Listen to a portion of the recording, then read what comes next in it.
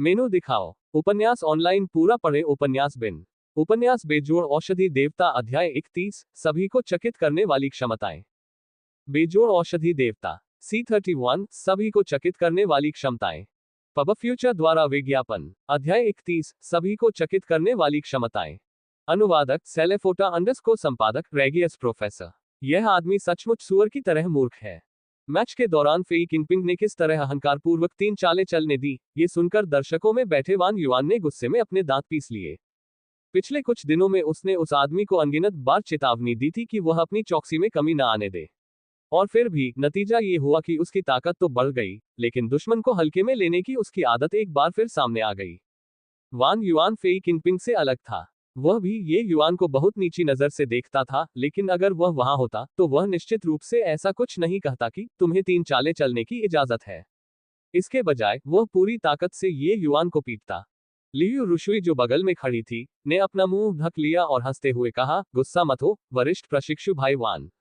फी किंगपिंग थोड़ा घमंडी हो सकता है, लेकिन अभी उसके पास घमंडी होने की पूंजी है।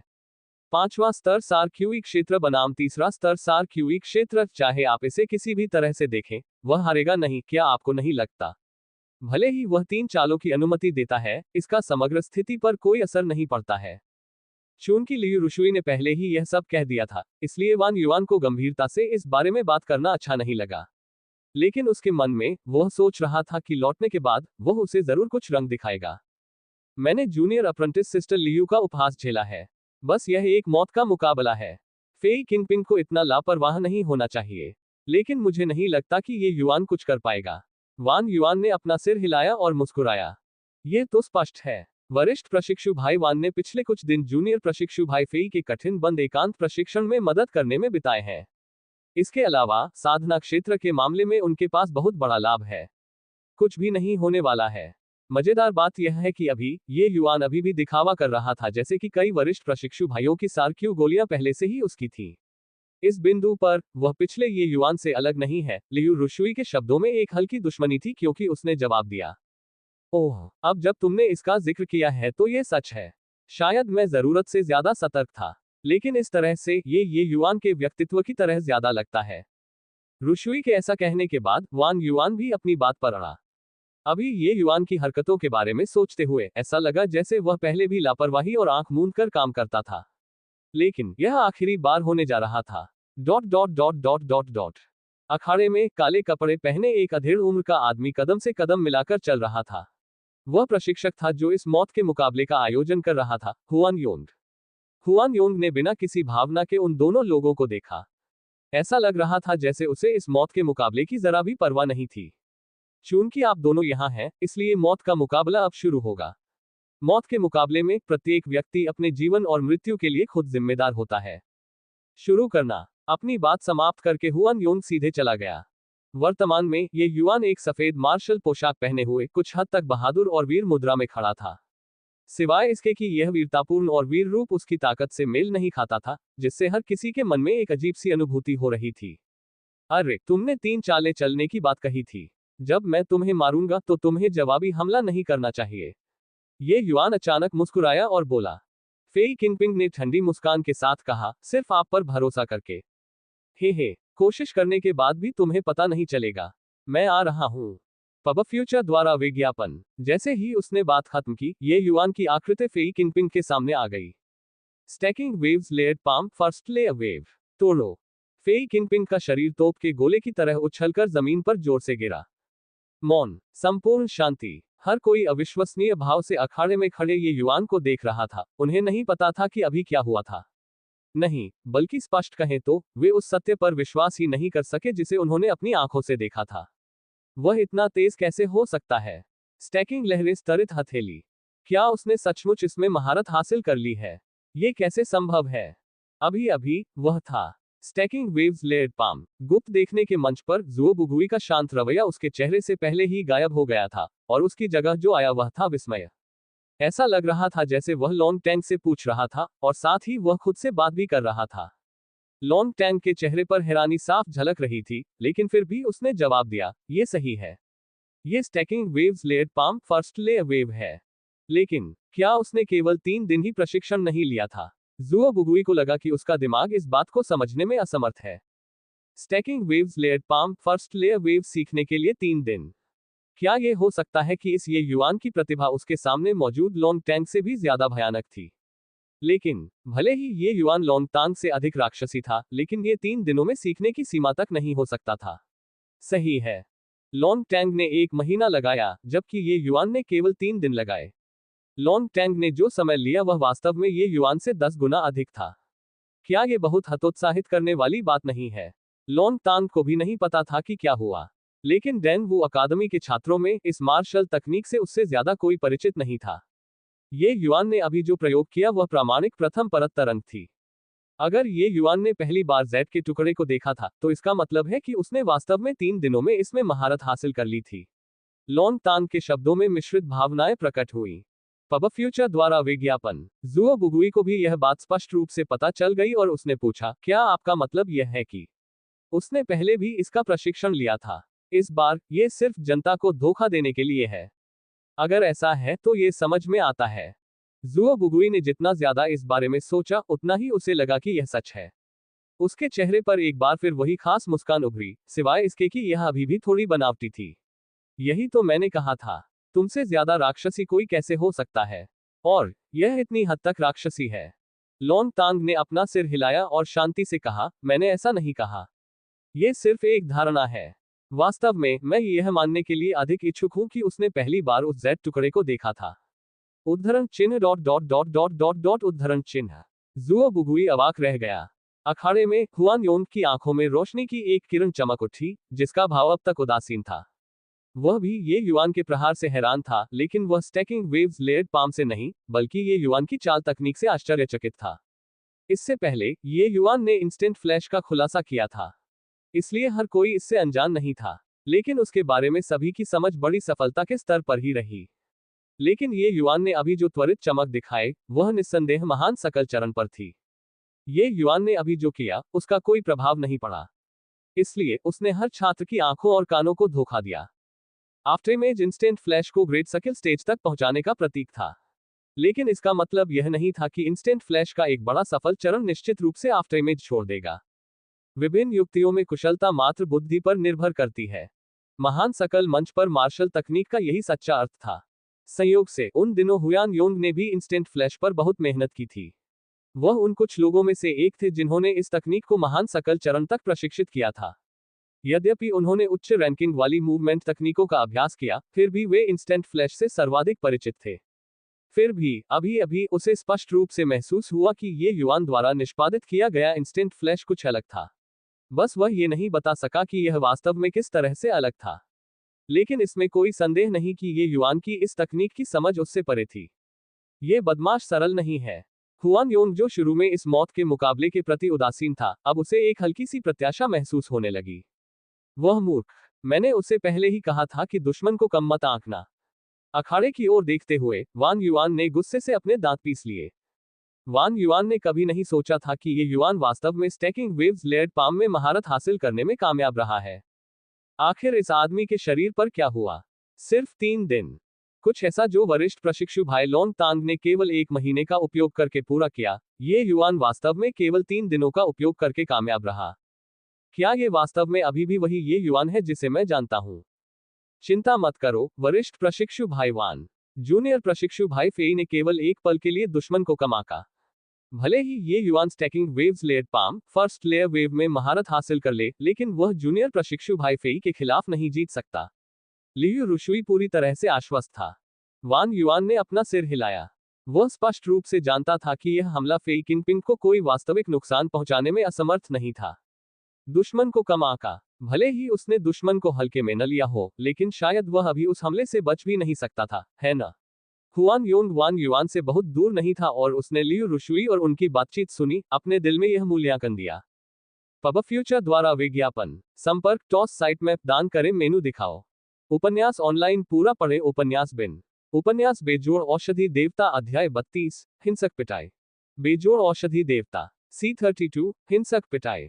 पब फ्यूचर द्वारा विज्ञापन। अध्याय 32 हिंसक पिटाई। अनुवादक सेलेफोटा अंडरस्कोर संपादक रेगियस प्रोफेसर। अरे क्या तुम काफी देर तक लेटे रहे? अभी भी 2 और चालें हैं जिनकी तुमने मुझे अनुमति दी है। तुम अपनी बात से पीछे नहीं हटोगे, है ना? ये युआन ने अपने हाथों को एक साथ मिलाते हुए ऐसे चेहरे पर ताली बजाई जैसे कि इसमें कोई मदद नहीं की जा सकती। खांसी, खांसी, खांसी। इतनी देर बाद भी फेई किनपिंग की सांस नहीं चल पाई थी। अभी अभी हथेली के प्रहार ने उसकी छाती पर ऐसा प्रहार किया कि वह सांस नहीं ले पा रहा था। यदि उसने अंतिम क्षण में ढाल बनाने के लिए सार ऊर्जा एकत्रित न की होती, तो वह इस सरल मिशन में बुरी तरह विफल हो जाता। चौथे स्तर का सार क्यूई क्षेत्र तीसरे स्तर के सार क्यूई क्षेत्र से कहीं ज्यादा शक्तिशाली था। ऐसा सिर्फ इसलिए नहीं था क्योंकि सार ऊर्जा ज्यादा मोटी थी, बल्कि इसलिए भी क्योंकि चौथे स्तर के सार क्यूई क्षेत्र के बाद व्यक्ति सार ऊर्जा ढाल को मूर्त रूप देने में सक्षम हो जाता था। इससे व्यक्ति की आत्मरक्षा शक्ति में काफी वृद्धि होती थी। तीसरे स्तर के सार क्यू क्षेत्र के हमले से होने वाली क्षति सार ऊर्जा कवच द्वारा निष्प्रभावी होने के बाद शक्ति में काफी कम हो जाएगी। छी छोटा कमीना। फेई किनपिंग ने अपनी छाती पकड़ ली और खड़े होने के लिए संघर्ष करने लगा। जैसे ही उसने खुद को संभाला, ये युआन की हथेली फिर से आ गई। तोड़ो। फेई किनपिंग एक बार फिर उड़कर दूर जमीन पर लुढ़क गया। तुम सच में पिटाई की मांग कर रहे हो? अगर हिम्मत है तो फिर से डांटने की कोशिश करो। ये युआन ने मुस्कुराना बंद कर दिया और ठंडे स्वर में कहा। खांसी, खांसी। तो क्या हुआ अगर मैं तुम्हें डांटूं? छोटा सा बच्चा। तोड़ो। इससे पहले कि वह अपनी बात पूरी कर पाता, ये युआन की हथेली एक बार फिर फेई किनपिंग की छाती पर अंकित हो गई। मैं तुम्हारी हिम्मत की प्रशंसा करता हूं। आओ, डांटना जारी रखो। ये युआन के शब्द और भी ठंडे हो गए। खांसी, खांसी। 3 चालें खत्म हो गई हैं, मरने के लिए तैयार हो जाओ। छोटे बास। तोड़ो। एक और ताड़पत्र। बस, इस हथेली ने चेहरे पर वार किया। भले ही यह सार ऊर्जा ढाल से कमजोर हो गया था, फेई किनपिंग का चेहरा थोड़ा सूजने लगा। थोड़ा। तोड़ो, तोड़ो, तोड़ो, तोड़ो। पब फ्यूचर द्वारा विज्ञापन। Dot dot dot dot dot dot. ये युआन ने एक के बाद एक हथेलियां फेई किनपिंग के चेहरे पर मारी। फेई किनपिंग बार बार खड़ा हुआ, लेकिन हर बार उसे नीचे गिरा दिया गया। जब तक वह खड़ा होता, एक ताड़ का पेड़ तेजी से आता, जिससे उसे डांटने का समय ही नहीं मिलता। कहा जाता है कि किसी को मारते समय उसके चेहरे पर वार नहीं करना चाहिए। फिर भी, ये युआन ने जानबूझकर फी किनपिंग के चेहरे पर वार किया। 1 दर्जन से ज्यादा ताड़ के पेड़ गिरने के बाद फेई किनपिंग का चेहरा पहले से ही सुअ के सिर की तरह सूज गया था। अगर उसके माता पिता यहाँ होते, तो भी वे शायद अपने बेटे को पहचान नहीं पाते। वर्तमान में फेई किनपिंग अपने दिल में चिल्ला रहा था। हर बार जब वह खड़े होने की बहुत कोशिश करता, जवाबी हमला करना चाहता, तो ये युआन उसकी प्रतिक्रिया का इंतजार किए बिना उसकी आंखों के सामने आ जाता।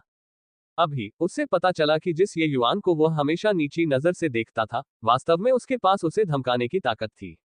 Dot dot dot dot dot dot. ये युआन द्वारा एक के बाद एक हथेली पर लगातार प्रहार करने के दृश्य को देखकर हर कोई अचंभित रह गया। हर बार जब ये युआन वार करता, तो उनके दिल अनायास ही उछल पड़ते, मानो वह हथेली उनके चेहरों पर थप्पड़ मार रही हो। उनके चेहरे को छूने के लिए आगे बढ़ने पर उन्हें अपने चेहरे थोड़े गर्म क्यों लगे। वान युआन ने एक शब्द भी नहीं कहा, लेकिन उसका चेहरा पहले से ही पूरी तरह से काला हो गया था। ये युआन ने फेई किनपिंग के चेहरे पर थप्पड़ कैसे मारा? वह स्पष्ट रूप से वान युआन के चेहरे पर थप्पड़ मार रहा था। यहाँ इतने सारे लोग मौजूद थे। कौन नहीं जानता था कि फेई किनपिंग उसका नौकर था। अपने दिल में, उसने पहले ही अनगिनत बार फेई किनपिंग को डांटा था, लेकिन युद्ध के मैदान में मौजूदा स्थिति में इससे कोई मदद नहीं मिली। वान युआन के पास हुयान योन का निर्णय नहीं था। अब भी, वह अभी भी हठपूर्वक मानता था कि उन 3 चालों के कारण ये युआन के पास पहल थी, और ये युआन इस स्थिति तक फी किनपिंग को हरा सकता था क्योंकि फी किनपिंग को अनजान रखा गया था। ये सोचकर कि कैसे फेई किनपिंग ने शुरू से ही ये युआन को 3 चालें चलने देने का वादा किया था, यह अब पूरी तरह से मजाक बन गया है। 10 से अधिक चालें हो चुकी थी, और फेई किनपिंग ने जवाबी हमला भी नहीं किया था। फेई किनपिंग, क्या तुम सुअर हो? जल्दी से छोटे कैप्चरिंग हैंड का उपयोग करो। वान युआन अब और निष्क्रिय नहीं बैठ सका और फिर जोर से चिल्लाया। बड़बड़ाना। वान युआन के रोने पर दर्शकों में मौजूद सैकड़ों लोग उसकी ओर देखने लगे। ऐसा लग रहा था कि ये युआन का ध्यान भी इस बात पर गया था। उसने देखा और फेई किनपिंग की हिंसक लयबद्ध पिटाई बंद कर दी। चुप रहो, यह मौत का मुकाबला है। तुम्हें चिल्लाने की अनुमति किसने दी? हुआन योंग ने पलटकर वान युआन को ठंडे अंदाज में देखा। स्पिरिट कंडेंसेशन दायरे से संबंधित एक शक्तिशाली दबाव आया, जिसने वान युआन को तब तक कुचला जब तक कि उसकी सांसें लगभग बंद नहीं हो गईं। शिक्षक हुआन, क्या उसका कार्य अकादमी के नियमों का उल्लंघन माना जाएगा? ये युआन ने शांति से पूछा। हुआन योंग को भी सिरदर्द था। भले ही वान युआन एक पृथ्वी रैंक का छात्र था, लेकिन उसकी क्षमता काफी अधिक थी। इसके अलावा अपने पिता वान डोंगहाई के नेटवर्क के साथ वह उस पर बहुत कठोर नहीं हो सकता था। पब फ्यूचर द्वारा विज्ञापन। हालांकि वान युआन ने जो किया वह वास्तव में एक अपराध था। डेथमैच में किसी को भी द्वंद्व युद्ध में बाधा डालने की अनुमति नहीं थी। वान युआन के हस्तक्षेप ने स्पष्ट रूप से ये युआन की गति को बाधित कर दिया था। अब अगर ये युआन इस बिंदु पर अड़ा रहता और हर किसी की चौकस निगाहों के सामने चीजों को जाने नहीं देता, तो हुआन योंग वास्तव में नहीं जानता था कि चीजों को कैसे संभालना है। बेशक ये मायने रखता है। भले ही ये परेशानी भरा हो, लेकिन हुआन योंग इतने सारे लोगों के सामने इससे इनकार नहीं कर सका। अब वान युआन के प्रति बहुत से लोगों की नजरें घृणा से भर गई थी। कोई भी ये बता सकता था कि उसने जानबूझकर ये युआन की गति को बाधित किया था। वह अकादमी के नियमों के अनुसार उसे उसके कार्यों के लिए कैसे दंडित किया जाना चाहिए। अभी मुझे पूरा लाभ मिला था, लेकिन उस चिल्लाहट के बाद मुझे डर है कि बाद में मुझे फी किंगपिंग द्वारा पीटा जाएगा। मैं सुअर के सिर की तरह नहीं दिखना चाहता। शिक्षक हुआन, आपको मेरे लिए कमजोर पक्ष के लिए खड़ा होना होगा, ये युआन ने मासूमियत से कहा। यह हुआन योंग हताश हो गया और अपने दिल में अंतहीन कोसने लगा। दूसरे लोग शायद यह न बता पाए, लेकिन वह इसे कैसे नहीं देख सकता था। यहां तक कि जब उसे टोका भी गया, तो भी ऐसा कोई तरीका नहीं था जिससे सुअर का सिर ये युआन की आस्तीन के कोने को छू भी सके। इसका समग्र स्थिति से कोई लेना देना नहीं था। फिर भी ये युआन ने जानबूझकर सभी की सहानुभूति पाने के लिए इस समय कमजोर पक्ष होने का नाटक किया। इससे उसके लिए इस स्थिति से बाहर निकलने का रास्ता खोजना और भी मुश्किल हो गया, चाहे उसने वान युआन को सजा दी हो या नहीं। जैसा कि अपेक्षित था, जब ये युआन की आवाज धीमी हुई तो ग्रैंडस्टैंड में बड़बड़ाहट की लहर दौड़ गई। हर कोई समझ गया कि उसका क्या मतलब था। ये युआन शुरू से ही फेई किंगपिंग से 2 छोटे साधना क्षेत्र नीचे था और पूरी तरह से नुकसान में था। फेई किंगपिंग ने स्वयं ही अपनी पहल को त्याग दिया, जिससे अंततः प्रारंभ में झुके हुए तराजू का संतुलन स्थापित हो गया।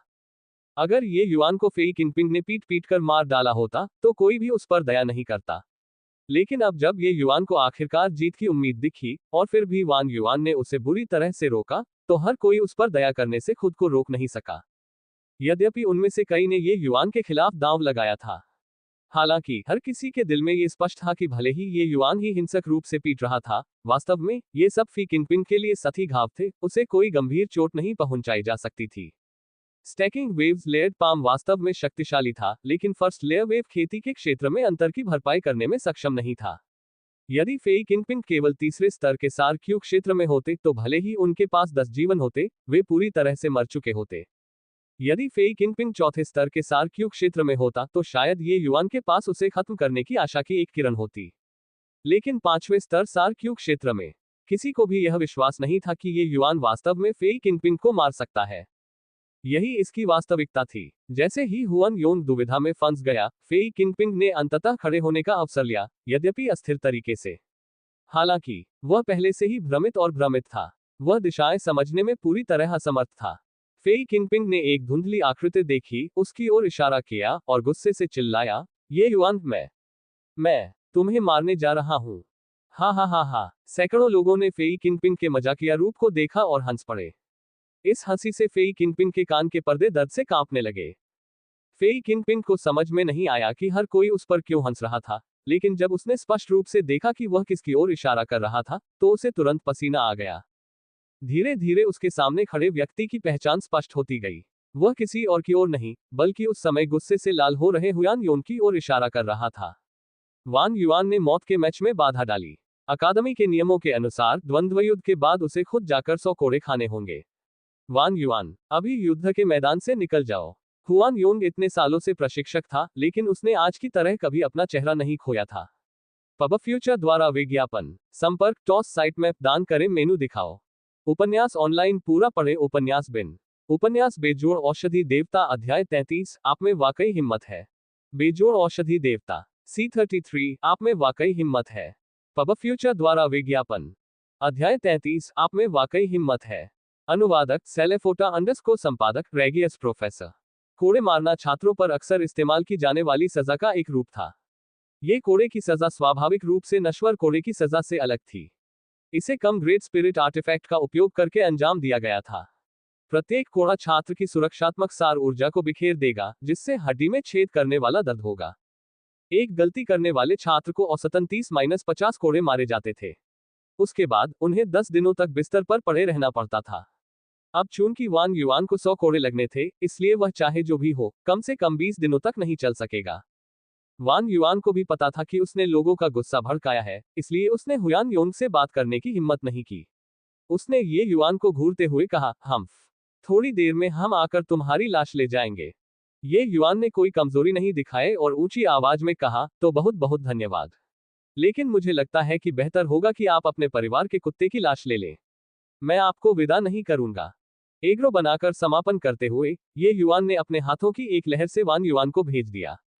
यदि यह मृत्यु युद्ध न होता, तो वान युआन की इच्छा होती कि वह तुरंत नीचे आकर ये युआन को टुकड़े टुकड़े कर दे। वान युआन के चले जाने के बाद हुआन योंग ने क्रोधित स्वर में घोषणा की, मृत्यु मैच फिर से शुरू। अब तक फेई किंगपिंग पहले ही ठीक हो चुका था। उसकी आंखों में नफरत थी, मानो वह ये युआन को जिंदा ही चीर देना चाहता हो।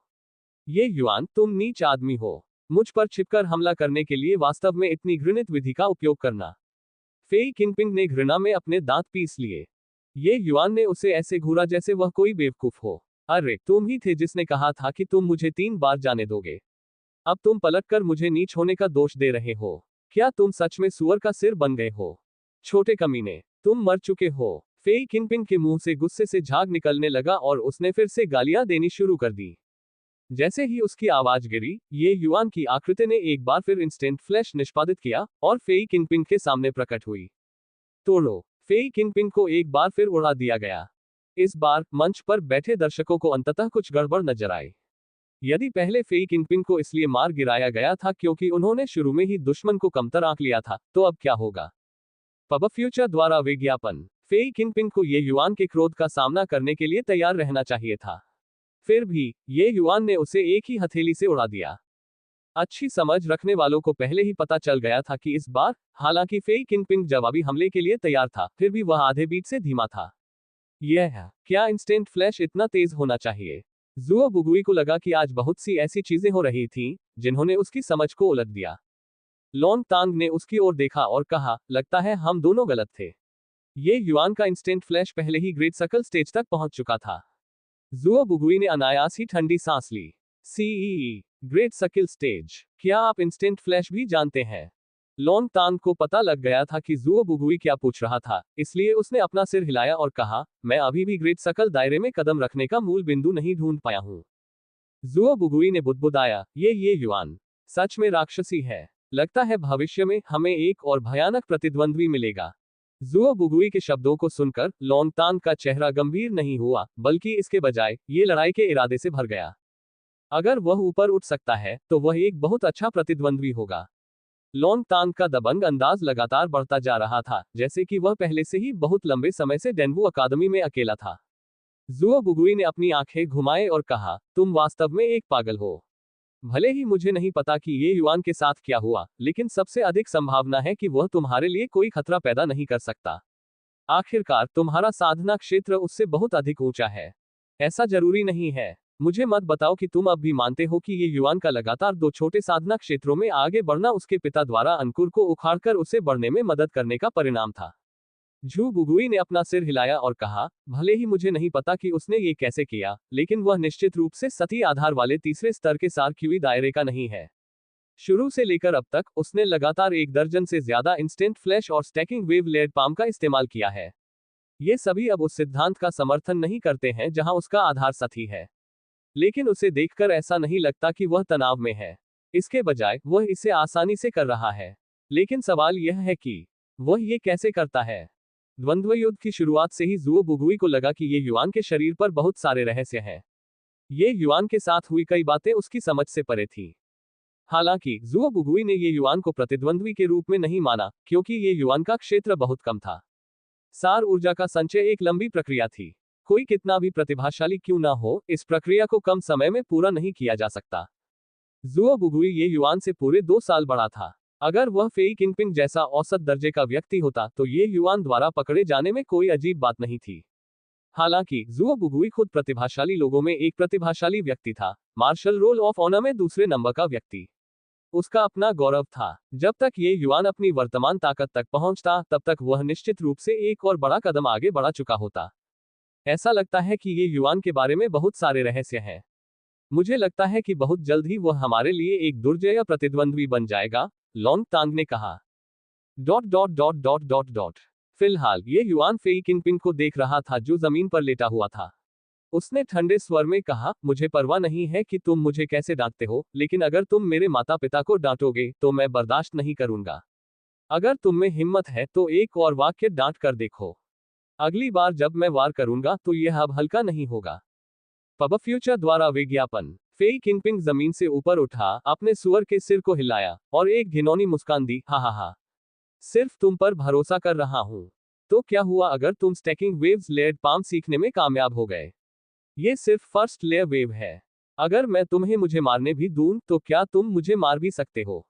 एक बार जब तुम्हारी सार ऊर्जा पूरी तरह से समाप्त हो जाती है तो तुम मर चुके हो। तो क्या हुआ अगर मैं तुम्हें डांटूं? छोटे कमीने, चलो आओ मुझे मारो। इस बार फेई किनपिंग ज्यादा समझदार था। जब वह बोल रहा था तो वह पहले से ही पूरी तरह से सतर्क था और किसी भी समय लेसर कैप्चरिंग हैंड का इस्तेमाल करने की तैयारी में गुप्त रूप से सार ऊर्जा को घुमा रहा था। वह ये भी जानता था कि वह चाहे जो भी हो, ये युआन के साथ चाल तकनीक में प्रतिस्पर्धा नहीं कर सकता था, इसलिए वह बस रक्षात्मक हो गया। जब तक वह ये युआन की सार ऊर्जा को पूरी तरह से समाप्त नहीं कर देता तब तक वह मर चुका होगा। हालांकि इस बार ऐसा लग रहा था कि ये युआन का इरादा तुरंत हमला करने का नहीं था। इसके बजाय उसने फेई किनपिंग की तरफ देखा और मुस्कुराने लगा। लेकिन इस मुस्कान में एक बर्फीली मंशा दिख रही थी, जिससे ग्रैंडस्टैंड पर बैठे छात्र अनजाने में ही कांप उठे। हुआन योंग ने अपनी आंखें सिकोड़ ली। उसे पता था कि ये युआन वाकई बहुत गुस्सा हो गया है। अगला हमला निश्चित रूप से वज्रपात की तरह होगा। बस वह ये कल्पना नहीं कर पा रहा था कि ये युआन साधना क्षेत्र में आए अंतर को कैसे पूरा करेगा। स्पष्ट रूप से stacking waves layered palm first layer wave का कोई उपयोग नहीं था। क्या ऐसा हो सकता है कि ये युआन के पास अभी भी एक ट्रम्प कार्ड है जिसका उसने उपयोग नहीं किया है? हुआन योन को बेसब्री से इसका इंतजार था। ये युआन आज उसके लिए बहुत सारे आश्चर्य लेकर आया था।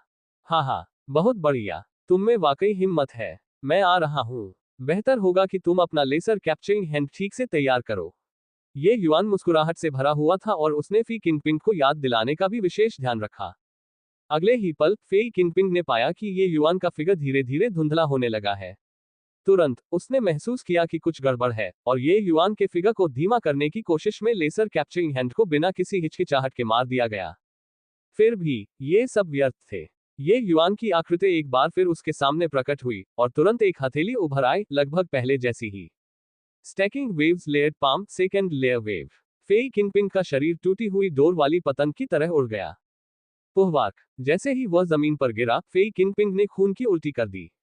ये स्पष्ट था कि उसे गंभीर अंदरूनी चोटें लगी थी। दूसरी परत की लहर। उसने दूसरी परत की लहर में महारत हासिल कर ली है। ये कैसे संभव है? मैं अभी तो सिर्फ 3 दिन हुए हैं। जुओ बुगुई को अपनी आंखों पर यकीन नहीं हुआ। ये दृश्य बहुत ही चौंकाने वाला था। यद्यपि आक्रमण शक्ति में केवल 4 गुना वृद्धि हुई, किंतु साधना की कठिनाई में केवल 4 गुना की वृद्धि नहीं हुई। लांग टेंग ने एक बार पहले अनुमान लगाया था कि द्वितीय परत तरंग में महारत हासिल करने के लिए उसे कम से कम 3 महीने खर्च करने होंगे। क्या ये व्यक्ति, ये युआन अभी भी एक इंसान था? हालांकि लॉन्ग तांग जो बगल में था, उसने कुछ नहीं कहा, लेकिन उसके दिल में जो सदमा था वह जुओ बुगुई से कम नहीं था। 3 दिनों में द्वितीय परत तरंग में महारत हासिल करना, ये कुछ ऐसा था जिसकी उसने कल्पना करने की भी हिम्मत नहीं की थी। आखिर ये युआन को ऐसा क्या हो गया कि वह इतना राक्षस बन गया? पब फ्यूचर द्वारा विज्ञापन। संपर्क टॉस साइट मैप दान करें, मेनू दिखाओ। उपन्यास ऑनलाइन पूरा पढ़े। उपन्यास बिन। उपन्यास बेजोड़ औषधि देवता अध्याय 34 अंतहीन परीक्षण। बेजोड़ औषधि देवता C34 अंतहीन परीक्षण। पब फ्यूचर द्वारा विज्ञापन। अध्याय 34 अंतहीन परीक्षण। अनुवादक सेलेफोटा अंडरस्कोर संपादक रेगियस प्रोफेसर। ये युआन अन्य लोगों के आश्चर्य से परेशान नहीं हो सका और धीरे धीरे फेई किनपिंग के सामने चला गया। तुमने कहा था कि मैं तुम्हें नहीं मार सकता। तुम अपने आप को क्या समझते हो? तुम वांग युआन के कुत्ते के अलावा कुछ नहीं हो, ये युआन ने शांत भाव से कहा। फेई किनपिंग कुछ कहना चाहता था लेकिन इसके बजाय उसने खून की उल्टी कर दी। प्रथम परत तरंग की शक्ति 2 गुना थी तथा द्वितीय परत तरंग की शक्ति 4 गुना थी। ये युआन की प्रचुर सार ऊर्जा का उपयोग करके 4 गुना शक्ति प्राप्त करना। फेई किनपिंग की सार ऊर्जा ढाल अब पर्याप्त नहीं थी। उस हथेली ने अभी अभी सीधे फेई किनपिंग की सार ऊर्जा ढाल को तोड़ दिया और उसकी छाती पर एक छाप बना दी। ये युआन ने अपना हमला बिल्कुल भी नहीं रोका, सीधे फेई किनपिंग के आंतरिक अंगों को चकनाचूर कर दिया और उसके हृदय की मेरिडियन को तोड़ दिया। फेई किनपिंग के संबंध में ये युआन ने अपने दिल में उसे बहुत पहले ही मौत की सजा सुना दी थी। उसके पूर्ववर्ती की मृत्यु फेई किनपिंग के कारण हुई थी। ये युआन को ये शरीर विरासत में मिला था, इसलिए वह स्वाभाविक रूप से मरने से पहले अपने पूर्ववर्ती की नाराजगी को महसूस कर सकता था। अब जबकि उसने फेई किनपिंग को मार दिया है तो माना जा सकता है कि ये युआन ने अपने पूर्ववर्ती का बदला ले लिया है। खांसी खांसी खांसी। ये युआन, भले ही मैं भूत बन जाऊं, मैं तुम्हें नहीं छोड़ूंगी। फेई किनपिंग ने खड़े होने की कोशिश की लेकिन कोई फायदा नहीं हुआ। हाँ, फिर मैं ये सुनिश्चित करूंगा कि तुम भूत भी न बन सको। ये युआन ने एक और हथेली से वार किया, जिससे फी किनपिंग की पूरी तरह से जान चली गई। शुरू से लेकर अंत तक फी किनपिंग ने एक भी कदम नहीं उठाया। ग्रैंड स्टैंड पर हर कोई युद्ध के मैदान में ये युआन को देखकर पूरी तरह से अचंभित था। 10,000 साल के इस अंतिम स्थान ने आज उन्हें बहुत सारे आश्चर्य दिए। 5वें स्तर के सार क्यूई दायरे को तीसरे स्तर के सार क्यूई दायरे के रूप में मारना। महान सकल चरण में तत्काल flash. Stacking waves layered palm second layer wave.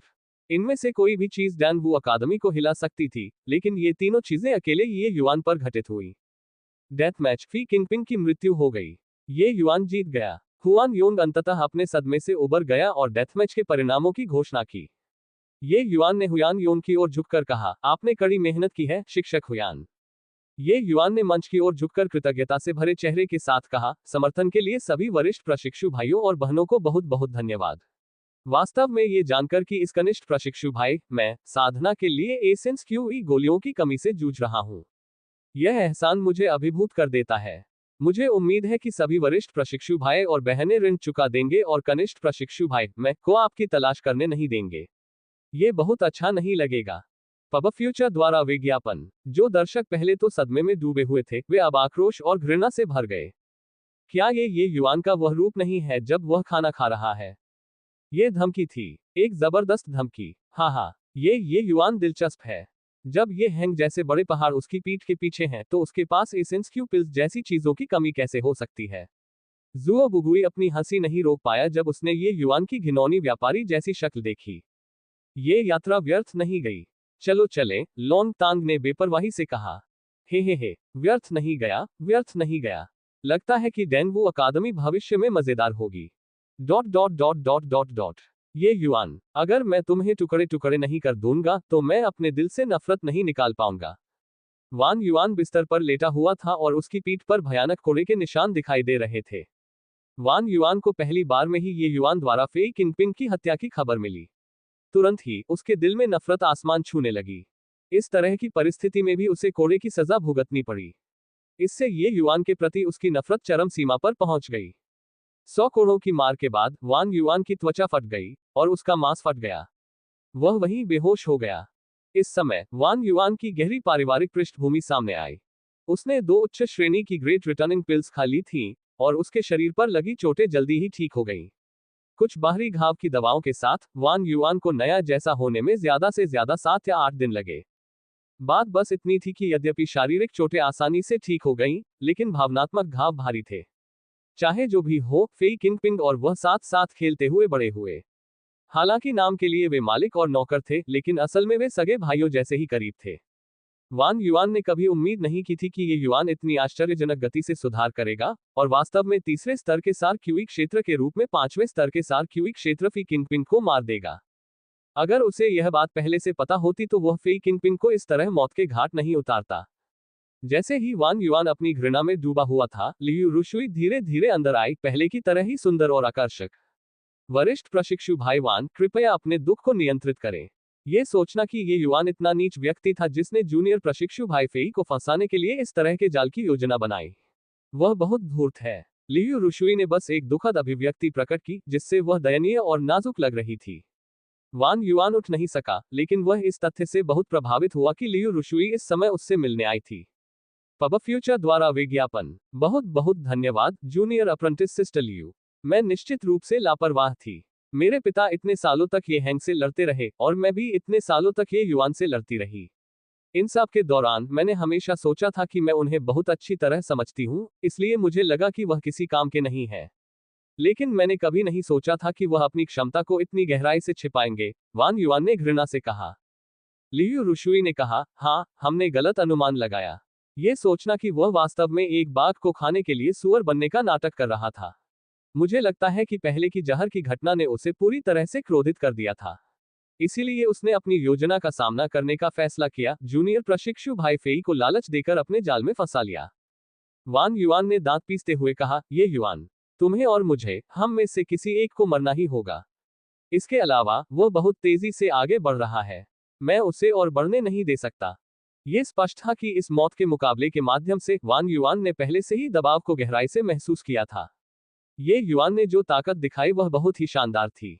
भले ही वह एक प्रतिभाशाली व्यक्ति हो जिसे डैनवू अकादमी द्वारा बहुत अधिक प्रशिक्षित किया जा रहा था, लेकिन खुद की जांच करने के बाद उसे यकीन था कि वह स्टैकिंग वेव्स लेयर्ड पाम को इस हद तक प्रशिक्षित नहीं कर सकता। अगर वह ये युआन को थोड़ा और समय दे तो वह वास्तव में उसे धमकाने में सक्षम हो सकता है। Stacking waves layered palm, second layer wave और ग्रेट सकल स्टेज इंस्टेंट फ्लैश। अगर उसने ये युआन को अनियंत्रित रूप से बढ़ने दिया तो वह जल्द ही उसका मुकाबला नहीं कर पाएगा। वान युआन को स्पष्ट रूप से यह नहीं पता था कि ये युआन पहले ही उसके स्तर के किसी व्यक्ति, हत्यारे चो यंग को मार चुका था। यदि यह मृत्यु युद्ध होता तो ये युआन उसे पहले ही मार सकता था।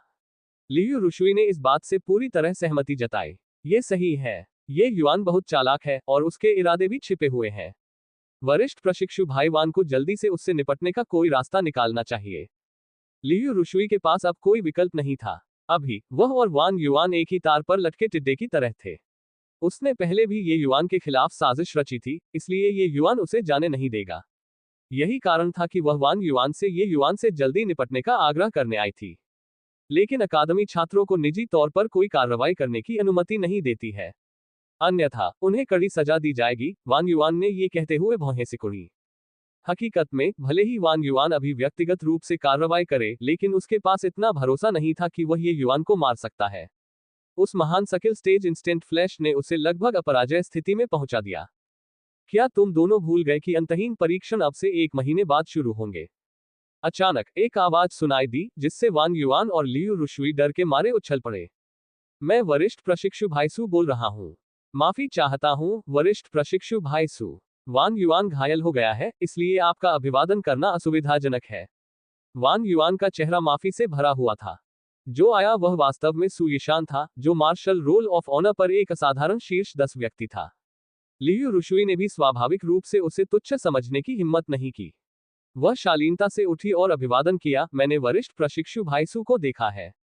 सु यिशान ने उसे एक हल्की सी नजर से देखा, लेकिन कुछ भी व्यक्त नहीं किया। बिना किसी परवाह के वह बगल में बैठ गया जैसे कि यह उसका घर हो। डैनवू अकादमी एक ऐसी जगह थी जहां प्रतिभा और ताकत का समर्थन किया जाता था। अगर किसी के पास ताकत होती तो कोई भी कुछ भी कहने की हिम्मत नहीं करता, भले ही वह थोड़ा घमंडी क्यों ना हो। अगर किसी के पास ताकत नहीं होती तो वह दूसरों के पैरों तले कुचला जा सकता था। अतीत में ये युआन 10,000 साल तक अंतिम स्थान पर था, इसलिए कभी भी कोई ऐसा नहीं था जो उसे आदर्श मानता हो। लेकिन अब जब वह एक ही बार में आसमान तक पहुंच गया है, तो स्वाभाविक रूप से हर कोई उसे गंभीरता से लेगा। वरिष्ठ प्रशिक्षु भाईसू, अभी आपने कहा था अंतहीन परीक्षण। ये सही है। मैंने इसके बारे में क्यों नहीं सोचा? वान युआन उत्तेजित हो गया और अपने हाथों से धक्का देकर अपने घावों को हिलाने लगा। तुरंत उसका चेहरा पीड़ा से विकृत हो गया। बगल में लियू रुशुई की आंखें भी चमक उठी। ये स्पष्ट था कि वह भी सु यिशान के इरादों को समझ गई थी। ये सही है, अंतहीन परीक्षण। अंतहीन जंगल स्वाभाविक रूप से ये युआन से निपटने के लिए आदर्श स्थान है, सु यिशान ने शांति से टिप्पणी की। पब फ्यूचर द्वारा विज्ञापन। संपर्क टॉस साइट मैप दान करें, मेनू दिखाओ। उपन्यास ऑनलाइन पूरा पढ़े। उपन्यास बिन। उपन्यास बेजोड़ औषधि देवता अध्याय 35, 6 एस्ट्रल सरणी। बेजोड़ औषधि देवता C35, 6 एस्ट्रल सरणी। पब फ्यूचर द्वारा विज्ञापन। अध्याय 35, 6 एस्ट्रल सरणी। अनुवादक सेलेफोटा अंडरस्कोर संपादक रेगियस प्रोफेसर। अंतहीन परीक्षण वास्तव में दानवू अकादमी के छात्रों के लिए खुद को संयमित करने हेतु एक शिकार अभ्यास था। अंतहीन जंगल के अंदर अनगिनत राक्षसी जानवर थे, इसलिए ये स्वाभाविक रूप से छात्रों को कठोर बनाने के लिए आदर्श स्थान था। बेशक इस तरह के कठोर बनाने से अक्सर चोटें और मौत होती थी। पिछले परीक्षणों में कई प्रतिभाशाली छात्र राक्षसी जानवरों के पेट में समा गए। डैनवू अकादमी कभी भी स्वप्नलोक नहीं थी। ये जगह बाहरी दुनिया से भी ज्यादा क्रूर थी। कमजोर लोगों का सफाया होना तय था। यह एक ऐसी दुनिया थी जहां शक्तिशाली लोग शासन करते थे। डैनवू अकादमी ने प्रतिभावानों को प्रतिस्पर्धा के लिए अपेक्षाकृत सुरक्षित वातावरण प्रदान किया। लेकिन एक ग्रीनहाउस कभी भी एक सच्चे पावरहाउस का पोषण नहीं कर सकता। ताज़ा खून के बपतिस्मा के बिना ये प्रतिभाएं कभी परिपक्व नहीं हो पाती। अकादमी में हर तरह के संघर्ष थे। इन संघर्षों का एक मुक्ति बिंदु होना चाहिए था, और वह मुक्ति बिंदु वास्तव में अंतहीन परीक्षण था। जो शिकायतें अकादमी के भीतर नहीं सुलझाई जा सकी, उन्हें अंतहीन परीक्षणों के दौरान निपटाया जा सका। हालांकि अकादमी ने बार बार इस बात पर जोर दिया कि उन्हें अंतहीन परीक्षणों के दौरान अपने साथियों पर कोई कार्रवाई करने की अनुमति नहीं है, लेकिन वास्तव में अकादमी ने छात्रों को अपने गिले शिकवे दूर करने के लिए इस अवसर का उपयोग करने की मौन स्वीकृति दी थी। वरिष्ठ प्रशिक्षु भाई सू के पास वास्तव में व्यापक दृष्टिकोण है। उन्होंने ये युवान के लिए पहले से ही एक दफन भूमि चुन ली है, लियू रुशुई ने प्रशंसा की। सु यीशान ने लियू रुशुई को एक चिंतनशील नजर से देखा और वह शर्म से लाल हो गई, जिससे वह अत्यधिक आकर्षक दिखाई दे रही थी। लियू रुशुई की पारिवारिक पृष्ठभूमि अच्छी नहीं थी। वह एक छोटे परिवार की उपपत्नी से पैदा हुई थी और बचपन से ही उसे बहुत कम संसाधन मिले थे। हालांकि उसकी प्रतिभा बहुत अच्छी थी। 14 साल की उम्र में वह चौथे स्तर के सार्क्यूई दायरे तक पहुंच गई।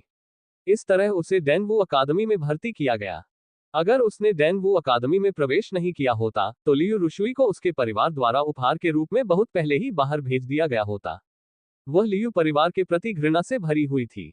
उसे उम्मीद थी कि एक दिन वह उन बड़ों के चेहरे पर तमाचा मारने के लिए वापस आ सकेगी, ताकि उन्हें ये दिखा सके कि परिवार के समर्थन के बिना भी वह लियू रुशुई अभी भी दूसरों से ऊपर उठ सकती है।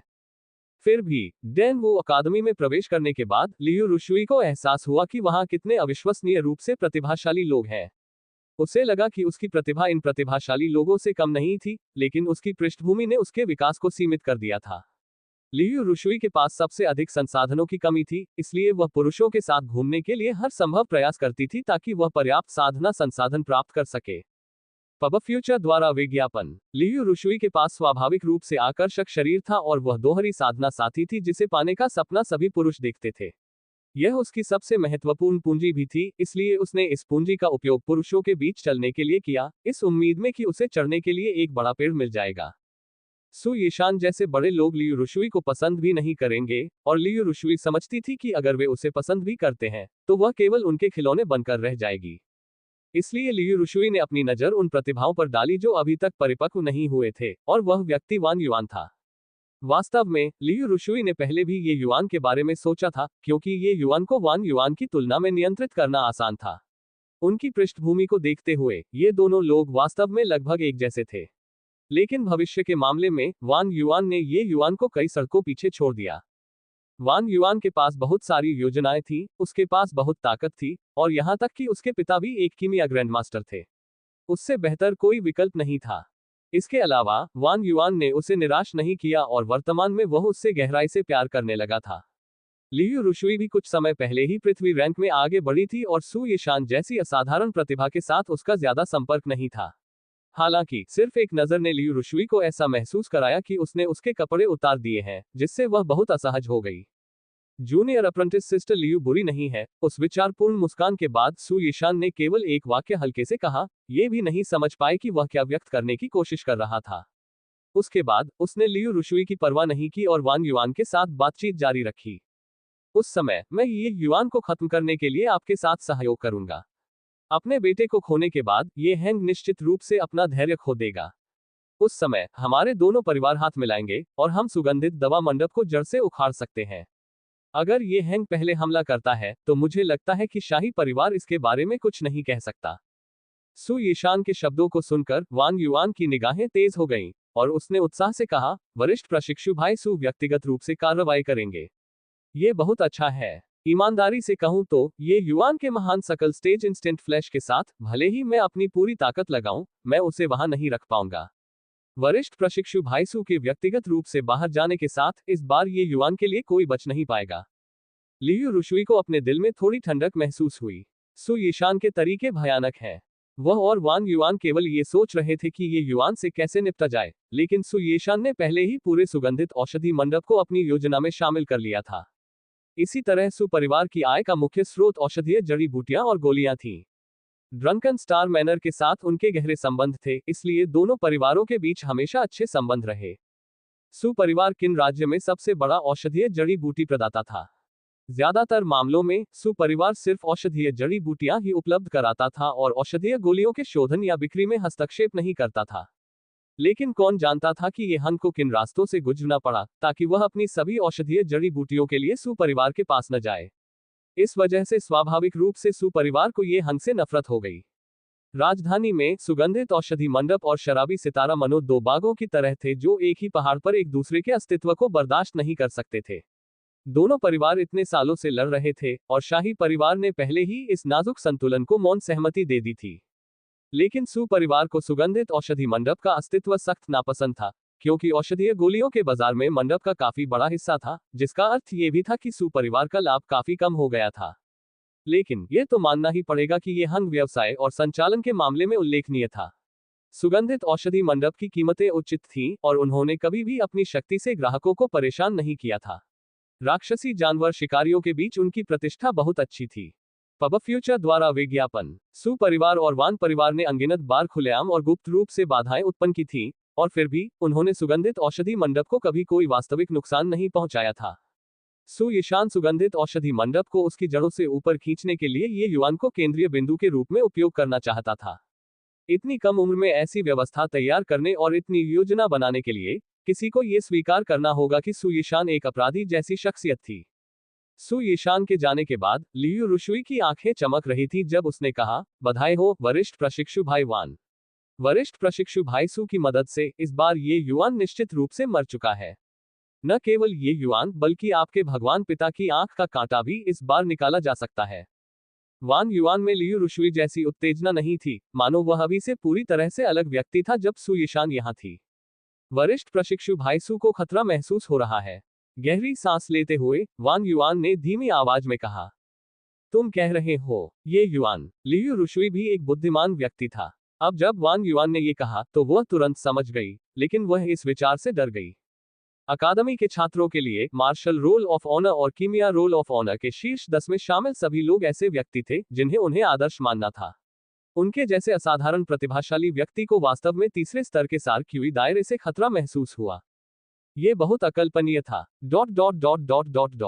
ये युआन के निवास पर लुएर ने अपने युवा स्वामी को एसेंस क्यूई गोलियों के साथ छेड़छाड़ करते हुए देखा जो पूरे घर में भर गई थी। ये युआन ने 6 एसेंस क्यूई गोलियां प्राप्त की और उन्हें पहले से तैयार षटभुज सरणी के 6 कोनों पर अलग अलग रख दिया।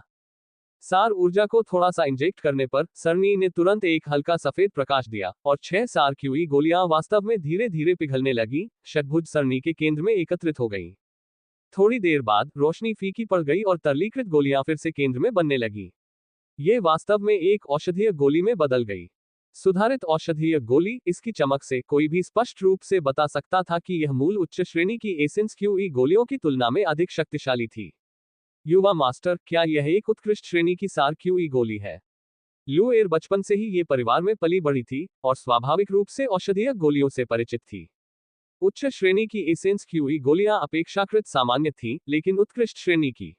यदि ये हंग ने असाधारण रूप से अच्छा प्रदर्शन किया तो औषधीय गोलियों की भट्टी में इनमें से एक का होना बहुत अच्छा होगा। लेकिन अब ये युआन ने 6 उच्च श्रेणी के एसेंस क्यूई गोलियों का उपयोग करके वास्तव में एक जादू की तरह एक उत्कृष्ट श्रेणी के एसेंस क्यूई गोली को तैयार कर लिया। ये बहुत चमत्कारी था। ये युआन ने औषधीय गोली ली और उसे दवा की बोतल में रखते हुए कहा, बुरा नहीं है। इसे 6 एस्ट्रल एरे कहा जाता है, एक ऐसी एरे जो निम्न स्तर की औषधीय गोलियों को निकालने और परिष्कृत करने में विशेषज्ञ है। लुएर को यह सब बहुत रहस्यमय लगा और उसने प्रशंसापूर्वक कहा, युवा मास्टर, आप बहुत अद्भुत हैं। पब फ्यूचर द्वारा विज्ञापन। संपर्क टॉस साइट मैप दान करें मेनू दिखाओ। उपन्यास ऑनलाइन पूरा पढ़े। उपन्यास बिन। उपन्यास बेजोड़ औषधि देवता अध्याय 36 सोने की कीमत। बेजोड़ औषधि देवता C36 सोने की कीमत। पब फ्यूचर द्वारा विज्ञापन। अध्याय 36 सोने की कीमत। अनुवादक सेलेफोटा अंडरस्कोर संपादक रेगियस प्रोफेसर। द्वंद्वयुद्ध के अगले दिन ये युआन को औषधीय सिद्धांत का पाठ मिला। औषधीय सिद्धांत पाठ की शिक्षिका फेंग रुओकिंग थी, जो पूरे डेनवू अकादमी में सबसे कम उम्र की शिक्षिका थी। वह एक बेहद खूबसूरत शिक्षिका भी थी, जिनके अनगिनत अनुयायी थे। फेन रुओकिंग की औषधीय सिद्धांत की कक्षाएं हमेशा पूरी तरह भरी रहती थीं। भले ही दूसरे प्रशिक्षक अपने घोड़ों को चाबुक से मारते, वे भी उनसे आगे नहीं निकल पाते। इसके अलावा हर छात्र पूरी तरह से तल्लीन रहता और अपनी नजरें फेंग रुओकिंग पर टिकाए रखता। प्रारंभ में शुष्क और उबाऊ औषधीय सिद्धांत की कक्षा भी दिलचस्प प्रतीत हुई। हालांकि ये युआन को इसके लिए बहुत ज्यादा उत्साह नहीं था। वर्तमान में वह खर्राटे ले रहा था। कल रात उसने पारलौकिक ग्रेड एसेंस क्यूई गोलियों को निकालने और परिष्कृत करने के लिए बहुत ज्यादा मात्रा में सार ऊर्जा खर्च की और वर्तमान में पूरी तरह से थक चुका था। हर उच्च स्तरीय कीमियागर एक सरणी मास्टर भी था। ये युआन जैसे कीमिया सम्राट स्तर का कोई व्यक्ति स्वाभाविक रूप से अपवाद नहीं था। उच्च स्तरीय औषधीय गोलियों को सर्वोत्तम औषधीय प्रभाव प्राप्त करने के लिए सरणी के अंकन की आवश्यकता होती है। इसलिए सरणी निर्माण उच्च स्तरीय कीमियागरों के लिए अनिवार्य पाठ थे। हालांकि 6 एस्ट्रल सरणी कोई उच्च स्तरीय सरणी नहीं थी, फिर भी हजारों एसेंस क्यूई गोलियों को निकालने और परिष्कृत करने में ये युआन पूरी तरह से थक गया। फिर भी ये युआन ने अभी भी निष्कर्षण और शोधन का काम पूरा नहीं किया था। आज रात एक और लंबी रात होगी तो वह अपनी नींद कैसे पूरी नहीं कर सकता था। जब तक सभी गोलियां पूरी तरह से निकाली और परिष्कृत की गईं, तब तक ये युआन के पास कई हजार पारलौकिक ग्रेड एसेंस क्यू गोलियां होंगी। यह मात्रा निश्चित रूप से किसी को भी चौंका देगी। उत्कृष्ट श्रेणी की एसेंस क्यूई गोलियों और उच्च श्रेणी की एसेंस क्यूई गोलियों के बीच मूलतः अंतर यह था कि कीमतें तो थीं, लेकिन विक्रेता नहीं थे। कोई ऐसी चीज जिसे कीमिया के महारथी भी तभी परिष्कृत कर सकते थे जब वे भाग्यशाली होते थे और बाजार में स्वतंत्र रूप से प्रसारित होने के लिए तैयार होते थे, वह कैसे संभव हो सकती थी। जिस क्षण कोई औषधीय गोली पारमार्थिक स्तर पर पहुंचती है, उसमें गुणात्मक परिवर्तन आ जाता है। औषधीय प्रभावकारिता के संदर्भ में एक उत्कृष्ट श्रेणी की एसेंस क्यूई गोली अब कम श्रेणी की विस्फोटक युआन गोली से कमतर नहीं थी। इसके अलावा उत्कृष्ट श्रेणी की एसेंस क्यूई गोलियों का कोई दुष्प्रभाव नहीं था। यहां तक कि अगर कोई इसे 9वें स्तर के एसेंस क्यूई दायरे तक इस्तेमाल करता है, तो भी उसके शरीर में इसके प्रति कोई प्रतिरोध विकसित नहीं होगा। बेशक इसके लिए पूर्व शर्त ये थी कि व्यक्ति के पास पहले से ही बहुत सारी उत्कृष्ट श्रेणी की एसेंस क्यूई गोलियां होनी चाहिए। कौन जेली बीन्स जैसी उत्कृष्ट श्रेणी की एसेंस क्यूई गोलियां खाने की हिम्मत करेगा? ये युआन को छोड़कर। हालांकि विस्फोटक युआन की गोली अच्छी हो सकती है, सबसे पहले इसका स्तर थोड़ा ऊंचा था। दूसरे, ये युआन की मौजूदा ताकत के साथ वह ये गारंटी नहीं दे सकता था कि परिष्कृत की गई हर गोली उच्च श्रेणी या श्रेष्ठ श्रेणी की होगी। पारलौकिक श्रेणी की तो बात ही छोड़िए। भले ही एक्सप्लोसिव युआन पिल में केवल टीए एक सामग्री का उपयोग किया गया था, फिर भी यह एसेंस क्यूई पिल की तुलना में बहुत अधिक महंगा था। यहां तक कि ये हैंग भी इसे अंतहीन रूप से प्रदान करने में सक्षम नहीं होगा। इन परिस्थितियों में पारलौकिक श्रेणी की एसेंस क्यू गोलियां बिना किसी संदेह के ये युआन के लिए सबसे उपयुक्त औषधीय गोलियां थीं। पब फ्यूचर द्वारा विज्ञापन। हालांकि भले ही उत्कृष्ट श्रेणी की एसेंस क्यूई गोलियां अच्छी थीं, लेकिन ये बहुत थकाने वाली थी। 7 सितारा कमल का गुण पानी है और यह एक यिंग गुण है। आमतौर पर एक आत्मा झील के भीतर पाया जाता है। ये शोधन के लिए उपयुक्त है। फैंग रुओकिंग ने हर्बल एसेंशियल्स पुस्तक को मेज पर फेंक दिया क्योंकि उसके शब्द आसानी से बह रहे थे। स्पष्ट रूप से वह पहले से ही इन सभी औषधीय जड़ी बूटियों की विशेषताओं को अपने हाथ की पीठ की तरह जानती थी। फैंग रुओकिंग युवा थे और पहले से ही मध्यम श्रेणी के कीमिया मास्टर थे। इससे कई वरिष्ठों को शर्मिंदगी से पसीना आ गया। यह जानना जरूरी था कि भले ही सुगंधित औषधि मंडप में नियुक्त मास्टर कियान एक उच्च श्रेणी के कीमिया मास्टर थे, लेकिन उनकी उम्र फैंग रुओकिंग से आधे 60 साल ज्यादा थी। प्रतिभा में यही असमानता थी। फैंग रुओकिंग बड़े ही आत्मीयता के साथ विषय पर बात करते हुए हल्के ढंग से चल रही थी और छात्रों की निगाहें उसके शरीर के साथ साथ घूम रही थीं। अचानक फैंग रुओकिंग ने हल्के से भौहें सिकुड़ी और पाठ रोक दिया। हर कोई बता सकता था कि फैंग रुओकिंग दुखी थी। सभी ने उसकी निगाह का अनुसरण किया, लेकिन देखा कि कोई व्यक्ति मेज पर झुका हुआ गहरी नींद में सो रहा था तथा उसके मुंह से लार निकल रही थी। एक क्षण में कई तिरस्कार भरी नजरें ये युआन की ओर उठी। कोई इतना दुस्साहस कैसे कर सकता है कि टीचर फैंग की क्लास के दौरान सो जाए? एक सुंदरी के लिए यह बहुत अपमानजनक बात है। हालांकि ये युआन वर्तमान में स्वप्नलोक में था और वह हर किसी की आंखों में शत्रुता महसूस नहीं कर सकता था। फैंग रुओकिंग ने अपना हाथ उठाया और लापरवाही से 2 पवन ब्लेड बाहर निकाल दिए। कच, मेज के 2 पैर टूट गए और मेज धड़ाम से जमीन पर गिर पड़ी। ये युआन के हाथों के नीचे का क्षेत्र खाली हो गया और वह अचंभित होकर जाग गया, लगभग जमीन पर गिरने वाला था। सौभाग्य से उनकी गति तकनीक पहले से ही पूर्णता के शिखर पर थी, इसलिए वह अपने शरीर को स्थिर करने में कामयाब रहे। क्या हुआ? ये युआन स्पष्ट रूप से अभी भी स्थिति से अवगत नहीं था, लेकिन उसे तुरंत ही पता चल गया कि कुछ गड़बड़ है, क्योंकि सभी छात्र उसे घूर रहे थे और उसके सामने बैठी खूबसूरत शिक्षिका के चेहरे पर एक भयंकर भाव था। उसे तुरंत ही एहसास हो गया कि क्या हुआ था। हाँ, टीचर फैंग, आप ये जानते हैं, मैंने कल ही एक डेथमैच का अनुभव किया है और मैंने बहुत अधिक सार ऊर्जा खर्च कर दी है। मैं एक रात के बाद भी ठीक नहीं हुआ हूँ, इसलिए मैं खुद को सोने से नहीं रोक सका। हाँ, ये युआन ने हंसने और सिगरेट पीने की कोशिश की। फैंग रुओकिंग ने ये युआन को नहीं पहचाना, लेकिन उसने कल डेथमैच के बारे में सुना था जिससे बहुत हंगामा हुआ था। ये युआन की बात सुनकर फैंग रुओकिंग की अभिव्यक्ति थोड़ी बेहतर हो गई। लेकिन फैंग रुओकिंग को लगा कि कक्षा के दौरान सोने जैसा व्यवहार बर्दाश्त नहीं किया जाना चाहिए। आप वही ये युआन है? पब फ्यूचर द्वारा विज्ञापन। हाँ, मैं वही ये युआन हूँ। पाठ के दौरान बदतमीजी मत करो। हाँ, शिक्षक फैंग सही कह रहे हैं। मैं गंभीर हो जाऊंगा। अगर यह डेथमैच की वजह से है तो यह अभी भी समझ में आता है। ये युआन ने सोचा कि यह खत्म हो गया है, लेकिन कौन जानता था कि फैंग रुओकिंग विषय बदल देगा। हालांकि डेनवू अकादमी में कीमिया पथ मार्शल पथ जितना ही महत्वपूर्ण है। औषधीय सिद्धांत वर्ग भी कीमिया दाव की नींव है। आप जैसा कोई व्यक्ति जो कक्षा में सोता है, वह आपके भविष्य में देरी कर रहा है। ये युआन ने ईमानदारी से माफी मांगी। टीचर फैंग, मैं गलत था। मैं आपके पाठ के दौरान कभी नहीं सोऊंगा। हंफ, सिर्फ मेरे पाठ में ही नहीं, आपको सभी पाठों में सोने की अनुमति नहीं है। वापस जाओ और हर्बल एसेंशियल्स को 10 बार कॉपी करो। मैं अगले पाठ के दौरान जांच करूंगा, फैंग रुओकिंग ने हल्के से कहा। 10 बार। ये युआन दंग रह गया। हर्बल एसेंशियल्स उनकी पीढ़ी के एक कीमिया सम्राट ली शिज़ेन द्वारा लिखित हर्बल कंपेंडियम का सरलीकृत संस्करण था। इसमें सभी प्रकार की औषधीय जड़ी बूटियों का व्यवस्थित अवलोकन शामिल था। हालांकि यह एक सरलीकृत संस्करण है, फिर भी ये बहुत मोटी किताब थी। इसे 10 बार कॉपी करना बहुत भयानक था। ये युआन को ली शिज़ेन नाम का कुछ आभास था। वह अपने पिता झेंग यांग जेड के पास प्रशिक्षु बनने आया था। उस समय किंगयुनजी भी वहां मौजूद था। वह बदमाश। जब मैं दिव्य लोक में वापस लौटूंगा तो मैं उसे कुछ रंग जरूर दिखाऊंगा। मुझे उसे सिखाना चाहिए कि क्या नहीं लिखना चाहिए, ताकि वह इतनी मोटी किताब लिख सके। चूंकि उसने पहले ही इतनी मोटी किताब लिख ली है, तो उसे भूल जाओ। लेकिन उसमें बहुत सी बातें गलत थीं। क्या इससे दूसरों को नुकसान नहीं पहुंच रहा था? ये सही है, 10 बार। कोई शिकायत? फैंग रुओकिंग ने महसूस किया कि वह इस मामले को बिल्कुल बर्दाश्त नहीं कर सकती, ताकि दूसरों के लिए चेतावनी बन सके। हाँ, मेरे पास है। ये युआन चिल्लाया। ये युआन के शब्दों ने फैंग रुओकिंग के साथ साथ अन्य सभी छात्रों को भी चकित कर दिया। छात्रों की राय में, स्वर्गीय परी की तरह सुंदर शिक्षक फैंग द्वारा दंडित किया जाना एक अद्भुत बात थी। कोई शिकायत क्यों होगी? फैंग रुओकिंग ने जिस तरह से इसे देखा, यह पहली बार था कि उसे अकादमी में नकार दिया गया था। इसके अलावा, यह एक आदमी था। इसके अलावा, वह एक छात्र भी था। यहाँ अंदर की चीजें बहुत सरल हैं। क्या इसकी नकल करना समय की बर्बादी नहीं है?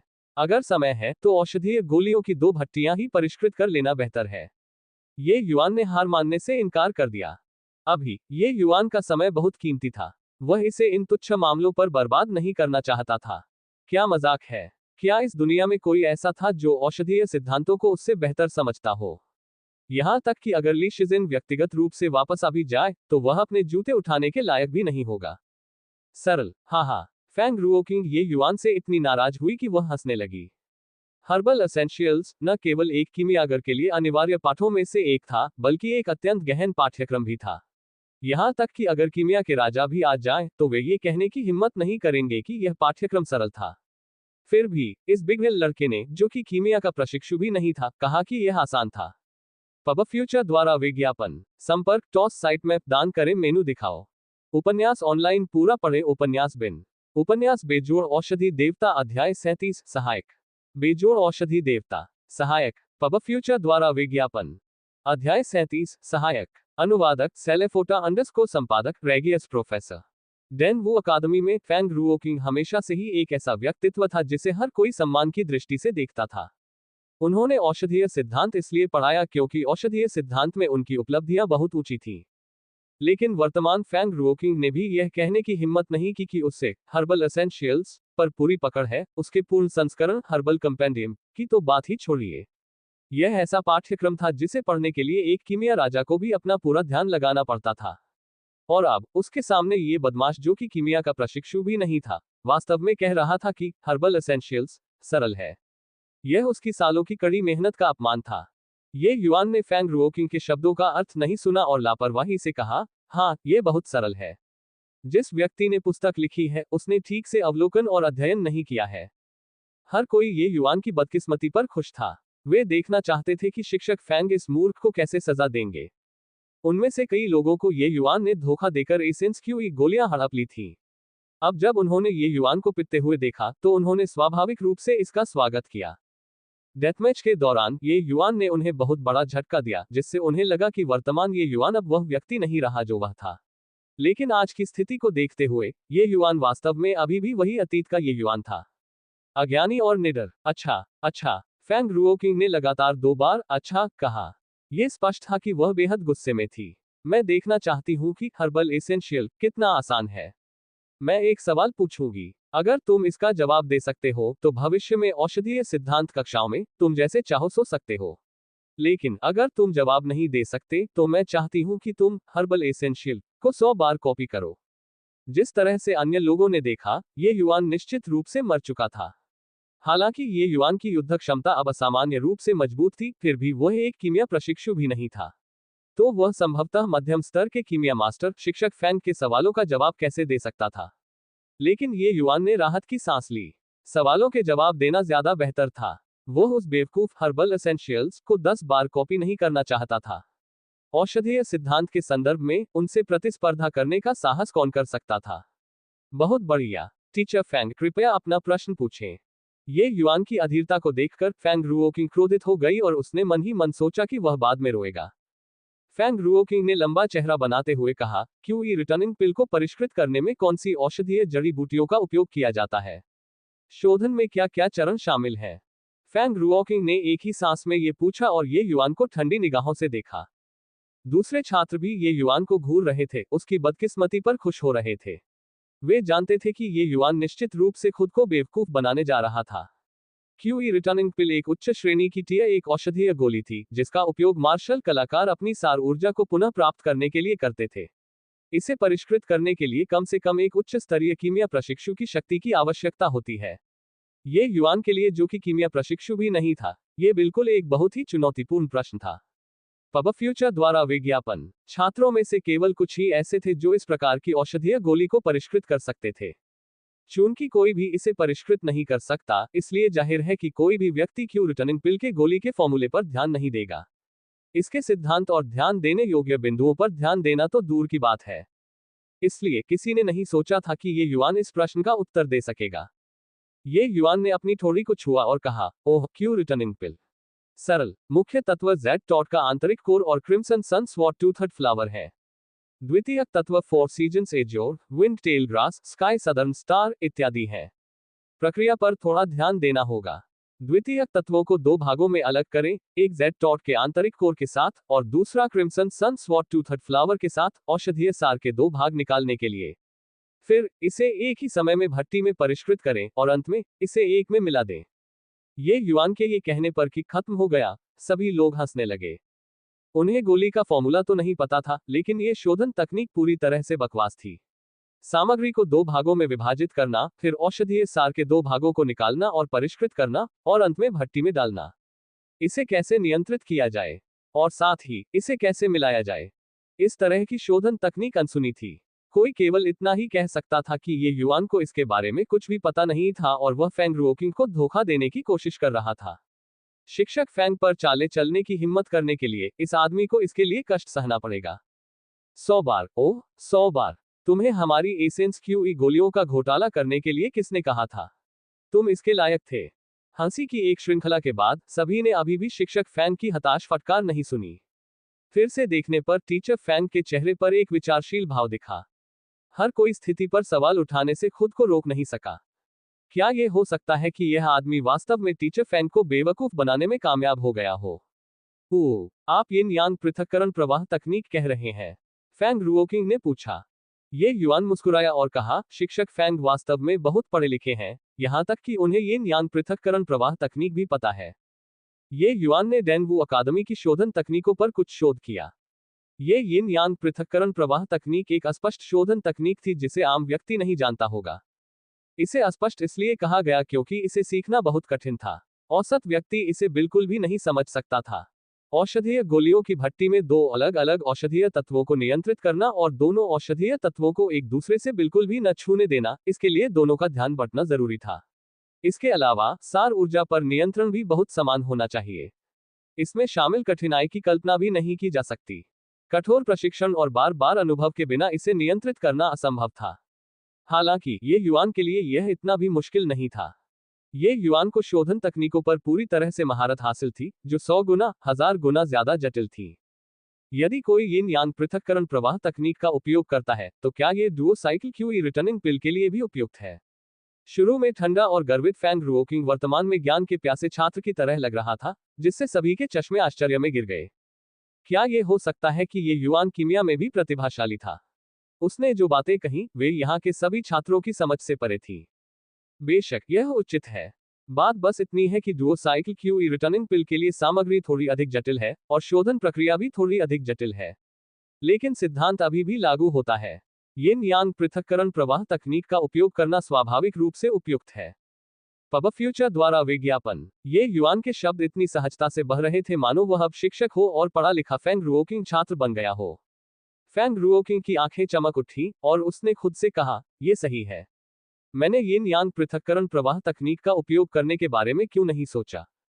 डुओ साइकिल क्यूई रिटर्निंग पिल एक उच्च श्रेणी की टियर 2 औषधीय गोली थी। वर्तमान में फैंग रुओकिंग एक मध्यम स्तरीय कीमिया मास्टर थी, उसकी आत्मा की शक्ति मध्यम स्तरीय कीमिया मास्टर और उच्च स्तरीय कीमिया मास्टर के बीच थी। थोड़ा अपर्याप्त होने के कारण शोधन स्पष्ट रूप से बहुत कठिन था। लेकिन ये यिन यांग पृथक्करण प्रवाह तकनीक अपर्याप्त आत्मा शक्ति की कमजोरी से बच सकती है, क्योंकि औषधीय सार के 2 छोटे हिस्सों को अलग अलग तड़का लगाना औषधीय सार के एक बड़े हिस्से को नियंत्रित करने से कहीं ज्यादा आसान होगा। बस एक कीमियागर की नियंत्रण क्षमता की आवश्यकता बहुत ज्यादा थी। इसके अतिरिक्त यिन यांग पृथक्करण प्रवाह तकनीक का एक और लाभ यह था कि मूल अवयवों को अलग करने से उनकी औषधीय प्रभावकारिता उच्चतम स्तर तक संरक्षित रहती थी, जिसके परिणामस्वरूप शोधन के बाद गोली की गुणवत्ता और भी अधिक बढ़ जाती थी। यदि कोई कीमियागर यिन यांग पृथक्करण प्रवाह तकनीक का उपयोग करने में अत्यधिक कुशल था, तो उसके द्वारा परिष्कृत की गई औषधीय गोली की गुणवत्ता उसी स्तर के अन्य कीमियागरों की तुलना में अधिक होगी। ऐसा कहने के बाद पारंपरिक शोधन तकनीकें पहले से ही कीमियागरों के अध्ययन के लिए पर्याप्त थीं। यिन यांग पृथक्करण प्रवाह तकनीक जैसी अस्पष्ट तकनीक का अध्ययन करना केवल मुसीबत को आमंत्रित करना था। इसलिए यद्यपि यिन यांग पृथक्करण प्रवाह तकनीक शक्तिशाली थी, फिर भी बहुत कम या कोई भी इसे नहीं जानता था। ओह टीचर फैंग, चूंकि मैंने पहले ही जवाब दे दिया है, तो क्या मैं अब वापस सोने जा सकता हूँ? आप बस मेरी मेज को देखिए, ये युआन ने मासूम चेहरे के साथ कहा। तुम? फैंग रुओकिंग ने कभी उम्मीद नहीं की थी कि यह आदमी अभी भी अपनी नींद के बारे में चिंतित था। उसका पहले से शांत हुआ क्रोध एक बार फिर से भड़क उठा। टीचर फैंग, आप ही थे जिन्होंने अभी अभी यह कहा था। अगर मैं आपके सवाल का जवाब दे सकता हूं, तो मैं जैसे चाहूं सो सकता हूं। ओह, भले ही यह बहुत विनम्र नहीं है, लेकिन मैं अभी बहुत थका हुआ हूं। ये युआन का चेहरा परेशान था। फैंग रुओकिंग ने ये युआन की पांडा आंखों को देखा और समझ गया कि ये युआन झूठ नहीं बोल रहा था। लेकिन इस आदमी ने कल क्या किया? भले ही वह कल मौत के मुंह से गुजरा हो, लेकिन उसे आज इतना थका हुआ नहीं होना चाहिए, है ना? क्या मैंने कुछ कहा? फैंग रुओकिंग ने अपनी आंखें झपकाईं, और प्रत्येक छात्र को एक धमकी भरी नजर से देखते हुए पूछा, क्या मैंने अभी कुछ कहा? अनुचित होना एक महिला का विशेषाधिकार था, विशेष रूप से यह अद्वितीय सौंदर्य शिक्षक फैंग रुओकिंग था। सभी छात्र डर गए, और कई ने शर्मिंदगी के भाव प्रकट किए। आह, ऐसने क्या कहा? डी ने कुछ नहीं कहा। ये सही है। शिक्षक फैंग संभवतः ऐसा कुछ कैसे कह सकते हैं? ये युआन पूरी तरह से हार चुका था। अभी वह केवल सोना चाहता था। टीचर फैंग, ओह, वापस सो जाना असंभव नहीं है, लेकिन तुम्हें मुझसे एक वादा करना होगा। तो पता चला कि कारण यही था। लेकिन अभी एक काम तो छोड़िए, 10 काम भी चल जाएंगे। अच्छा, मुझे अपना सहायक बनाने के लिए एक छात्र की आवश्यकता है। तुम मेरे सहायक बनोगे? एक बार फिर सभी लोग भयभीत हो गए। ऐसा अद्भुत काम उनके लिए क्यों नहीं हुआ? फुफ। इंस्टेंट फ्लैश निष्पादित करते हुए ये युआन चला गया, उसकी आवाज वहीं गूंजती रह गई, कोई बात नहीं। पब फ्यूचर द्वारा विज्ञापन। संपर्क टॉस साइट मैप दान करें मेनू दिखाओ। उपन्यास ऑनलाइन पूरा पढ़े उपन्यास बिन। उपन्यास बेजोड़ औषधि देवता अध्याय 38 उन्नति परीक्षण। बेजोड़ औषधि देवता C38 उन्नति परीक्षण। पब फ्यूचर द्वारा विज्ञापन। अध्याय 38 उन्नति परीक्षण। अनुवादक सेलेफोटा अंडरस्कोर संपादक रेगियस प्रोफेसर। सभी छात्रों की स्तब्ध निगाहों के सामने ये युआन वहां से खिसक गया, जिससे फैंग रुओकिंग कुछ कड़वी नजर आई। हालांकि ये युआन अब और परेशान नहीं हो सकता था। वह वास्तव में बहुत नींद में था। रात को जब उसे फिर से भयंकर युद्ध लड़ना था, तो वह कैसे सो नहीं पाया? जहां तक सहायक बनने की बात है, ये युआन ने केवल सहजता से ही इस पर सहमति व्यक्त की। उस समय उसके पास कोई विकल्प नहीं था। फैंग रुओकिंग एक वास्तविक आत्मा संघनन क्षेत्र मार्शल कलाकार थी। अगर उसने ये युआन को जाने नहीं दिया तो वह अपने इंस्टेंट फ्लैश के साथ भी बिल्कुल भी नहीं जा पाएगा। अपने घर वापस आकर ये युआन शाम तक सोता रहा और फिर आराम से जागा। एक उत्कृष्ट ग्रेड क्यूई रिटर्निंग पिल को उसके गले में डालने से तथा सोते समय उसकी रिकवरी दर में वृद्धि होने से उसके शरीर में सार ऊर्जा शीघ्र ही बहाल हो गई। ये क्यू रिटर्निंग पिल ये युआन के रवाना होने से पहले ही परिष्कृत कर ली गई थी और अब ये काफी काम आई। अपनी सार ऊर्जा बहाल होने के बाद ये युआन ने पारलौकिक ग्रेड सार क्यूई गोलियों को परिष्कृत करने के लिए 6 सूक्ष्म सरणी का उपयोग करना जारी रखा। यह एक बहुत बड़ी परियोजना थी। हजारों उच्च श्रेणी की एसेंस क्यूई गोलियां। अगर कोई हर बार 6 को परिष्कृत भी करे तो इससे कई हजार पारलौकिक श्रेणी की एसेंस क्यूई गोलियां बनेंगी। और ठीक इसी तरह ये युआन दिन में सोता था और रात में गोलियां परिष्कृत करता था। 2 दिन बाद शाम के समय ये युआन अभी जागा था और वह पारलौकिक ग्रेड एसेंस क्यूई गोलियों के अंतिम बैच को परिष्कृत करने वाला था, तभी एक अप्रत्याशित अतिथि आया। ये डेथमैच का मेजबान हुआन योंग था। लू एर ने ये युआन को बाहर बुलाया। फिर उसने कमरे के प्रवेश द्वार को अजीब तरीके से बंद कर दिया ताकि हुआन योंग अंदर न झांक सके। हाँ, नमस्ते टीचर हुआन, क्या आप मुझे किसी काम से ढूंढ रहे हैं? मुझे अभी भी कुछ काम निपटाने हैं, तो चलिए इसे छोटा ही रखते हैं, ठीक है? ये युआन ने हंसते हुए हुआन योंग से कहा। हुआन योंग ऐसी छोटी छोटी बातों से परेशान नहीं था और ये युआन के व्यवहार पर नाराज भी नहीं हुआ। उसने उत्सुकता से पूछा, चूंकि मैं यहाँ हूँ, तो क्या तुम मुझे अंदर बैठने के लिए नहीं बुलाओगे? ये युआन उसे अंदर आने देने के इरादे के बिना दरवाजे के सामने सतर्कता से खड़ा था। अगर वह हुआन योंग को यह दिखा देता कि वह पारलौकिक ग्रेड एसेंस क्यूई गोलियों को स्वतंत्र रूप से परिष्कृत कर सकता है, उस समय न केवल डेनवू अकादमी बल्कि किन का पूरा राज्य अराजकता में होगा। वह अंदर बहुत गंदगी है, इसलिए बेहतर है कि टीचर हुआन अंदर न जाएं। मैं सफाई करने के बाद टीचर हुआन को किसी और दिन चाय पीने के लिए आमंत्रित करूंगा। ये युआन ने सवाल टालने की कोशिश की। ये युआन ने पहले सुना था कि हुआन योंग आमतौर पर थोड़ा ठंडा रहता है, लेकिन वह बहुत ही निष्पक्ष और ईमानदार आदमी था, इसलिए उसे डर नहीं था कि वह अंदर घुस जाएगा। पब फ्यूचर द्वारा विज्ञापन। हुआन योंग को पता था कि ये युआन अंदर कुछ गड़बड़ कर रहा था, लेकिन छात्रों के घर निजी थे, उसका अंदर घुसना उचित नहीं होगा, इसलिए उसने हार मान ली। ठीक है, मैं आपके निमंत्रण का इंतजार करूंगा। ये युआन केवल विनम्र बन रहा था, लेकिन उसने कभी उम्मीद नहीं की थी कि हुआन योंग इस तरह से उसका पीछा करेगा। सबने कहा कि हुआन योंग मार्शल दाव पर मोहित था और किसी का पक्ष नहीं लेता था। आज वह इतना अलग क्यों था? मैं तुम्हें खोजने आया था क्योंकि मैं तुम्हें बताना चाहता था कि तुम्हारी वर्तमान ताकत के साथ तुम मुश्किल से ब्लैक रैंक में आ पाओगे, इसलिए तुम अभी से उन्नति परीक्षा दे सकते हो, हुआन योंग ने मिलने का इरादा जताते हुए कहा। दानवू अकादमी में आप किस रैंक पर थे, इसका निर्धारण साधना क्षेत्र से नहीं, बल्कि वास्तविक युद्ध शक्ति से होता था। अगर किसी छात्र को लगता था कि उसकी शक्ति पर्याप्त है, तो वह इल्यूजनरी स्पिरिट टॉवर में उन्नति परीक्षा दे सकता था। जैसे ही वह पास होता, वह एक रैंक आगे बढ़ जाता। और हुआन योंग उन्नति परीक्षा का प्रभारी शिक्षक था। वास्तव में डेनवू अकादमी में ब्लैक रैंक के कई छात्र कनेक्शन के माध्यम से ही प्रवेश पाते हैं। उनकी क्षमता सीमित थी, इसलिए वे ऐसे वर्ग के थे जो बस कुछ न करते हुए बैठे रहते थे, मरने का इंतजार करते थे। असली अभिजात वर्ग अर्थ रैंक और उससे ऊपर के थे। इससे पहले ये युआन स्वाभाविक रूप से उस प्रकार का था जो बस मरने की प्रतीक्षा में बैठा रहता था। फेई किंगपिन की ताकत पहले से ही ब्लैक रैंक के छात्रों के बीच उत्कृष्ट थी। 5वें स्तर के सार क्यू दायरे तक पहुंचने के बाद उसके पास पहले से ही ब्लैक रैंक की परीक्षा लेने की ताकत थी। हालांकि यदि ऐसा ही होता तो हुआन योंग व्यक्तिगत रूप से परीक्षा देने के लिए ये युआन की तलाश नहीं करता। मायावी आत्मा टॉवर को चुनौती देना एक छात्र का निजी मामला था। वह छात्रों के पास जाकर उन्हें चुनौती देने की भी जहमत नहीं उठा सकता था। डेथमैच के दौरान हुआन योंग ने इस डार्क हॉर्स ये युआन में गहरी रुचि विकसित की। जाहिर है, ये युआन के शरीर पर कई रहस्य थे। बेशक यह कोई आश्चर्यजनक बात नहीं थी। कौन सा सिद्ध व्यक्ति अपने शरीर पर रहस्य नहीं रखता? मार्शल रोल ऑफ ऑनर के रैंक 1 लॉन्ग टैंग और रैंक 2 जुओ बुगुई, इन सभी लोगों को निश्चित रूप से अपने अपने भाग्यशाली मुठभेड़ मिले थे। यह ऐसा कुछ नहीं था जिससे अकादमी परेशान होती। अकादमी को शक्तिशाली छात्रों की जरूरत थी। भले ही ये युआन अभी केवल 3रे स्तर के सार क्यू क्षेत्र में था, वह मृत्यु के दौरान 5वें स्तर के सार क्यू क्षेत्र फी किंगपिन को मारने में कामयाब रहा। लेकिन सबसे महत्वपूर्ण बात यह है कि हुआन योंग को लगा कि ये युआन ने डेथमैच के दौरान पूरी ताकत नहीं लगाई। वह वास्तव में देखना चाहता था कि ये युआन की सीमाएं कहां हैं। भ्रमकारी आत्मा टॉवर परीक्षण स्वाभाविक रूप से ये युआन की असली शक्ति का परीक्षण करने के लिए एक अच्छी जगह थी। डेनवू अकादमी में छात्र आगे बढ़ने के लिए मानक तक पहुंचने के बाद परीक्षा देने के लिए दौड़ पड़ते थे। हालांकि हुआन योंग ने सुना कि ये युवान पिछले कुछ दिनों से पाठ के दौरान सो रहा था और उसका परीक्षा में भाग लेने का कोई इरादा नहीं था, इसलिए वह व्यक्तिगत रूप से परीक्षा देने के लिए ये युवान की तलाश में आया। उन्नति परीक्षा, ठीक है, मैं कब शामिल हो सकता हूँ? ये युवान एक पल के लिए स्तब्ध रह गया, फिर उसने सहजता से स्वीकार कर लिया। इन कुछ दिनों में ये युवान केवल अपनी ताकत को जल्द से जल्द बढ़ाने के बारे में सोच रहा था। यही कारण है कि वह उन्नति परीक्षा में शामिल होने के बारे में भूल गया। पब फ्यूचर द्वारा विज्ञापन, जो व्यक्ति दूसरों की ईर्ष्या का कारण नहीं बनता, वह एक औसत दर्जे का व्यक्ति होता है। ये युवान अपनी योग्यता दिखाने से नहीं डरता था। ये युवान पहले एक कीमिया सम्राट था और उसे इस छोटे से डेनवू अकादमी में बहुत ज्यादा सतर्क रहने की जरूरत नहीं थी। वह ये भी देखना चाहता था कि उसकी ताकत की मौजूदा सीमाएं कहाँ हैं। ये युवान के जवाब से हुआन योन को थोड़ा आश्चर्य हुआ।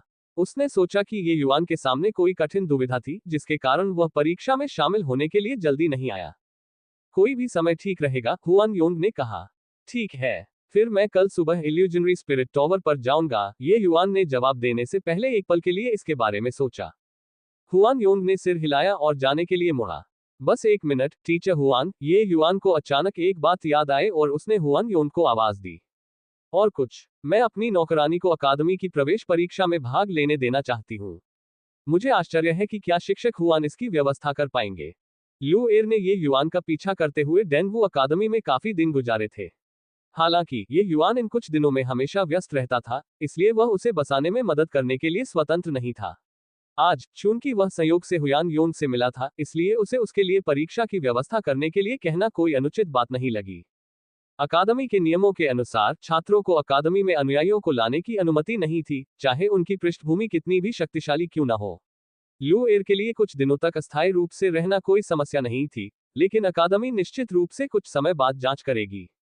वह युवती अभी अभी आई है, इतनी कम उम्र में और पहले से ही तीसरे स्तर के सारक्यू दायरे में। मुझे लगता है कि वह मुश्किल से ही परीक्षा में भाग लेने के योग्य है। ठीक है, उसे कल अपने साथ ले आओ। हुआन योंग ने अपना सिर हिलाया और ये युवान से कहा। हुआन योंग की साधना के साथ वह स्वाभाविक रूप से एक नजर में लू एर की ताकत देख सकता था। लू एर ये युवान से 1 साल छोटी थी। तीसरे स्तर के सारक्यू क्षेत्र तक साधना कर पाना मुश्किल था। हुआन योंग को जाहिर तौर पर इससे कोई खास फर्क नहीं पड़ता। हालांकि कौन जानता है कि उसके मन में क्या विचार होंगे यदि उसे पता चले कि लू एर को तीसरे स्तर के सारक्यूई क्षेत्र में सौर ऊर्जा की खेती करने में 1 महीने से भी कम समय लगा। वास्तव में ये युवान भी लू एर की साधना की गति से अत्यधिक आश्चर्यचकित था। उसने प्रथम स्तर सारक्यू क्षेत्र तक पहुंचने के लिए एक ही रात का उपयोग किया, और ये युवान की विस्फोटक युवान गोली की सहायता से 5 दिनों के बाद वह सफलतापूर्वक द्वितीय स्तर सारक्यू क्षेत्र तक पहुंच गई।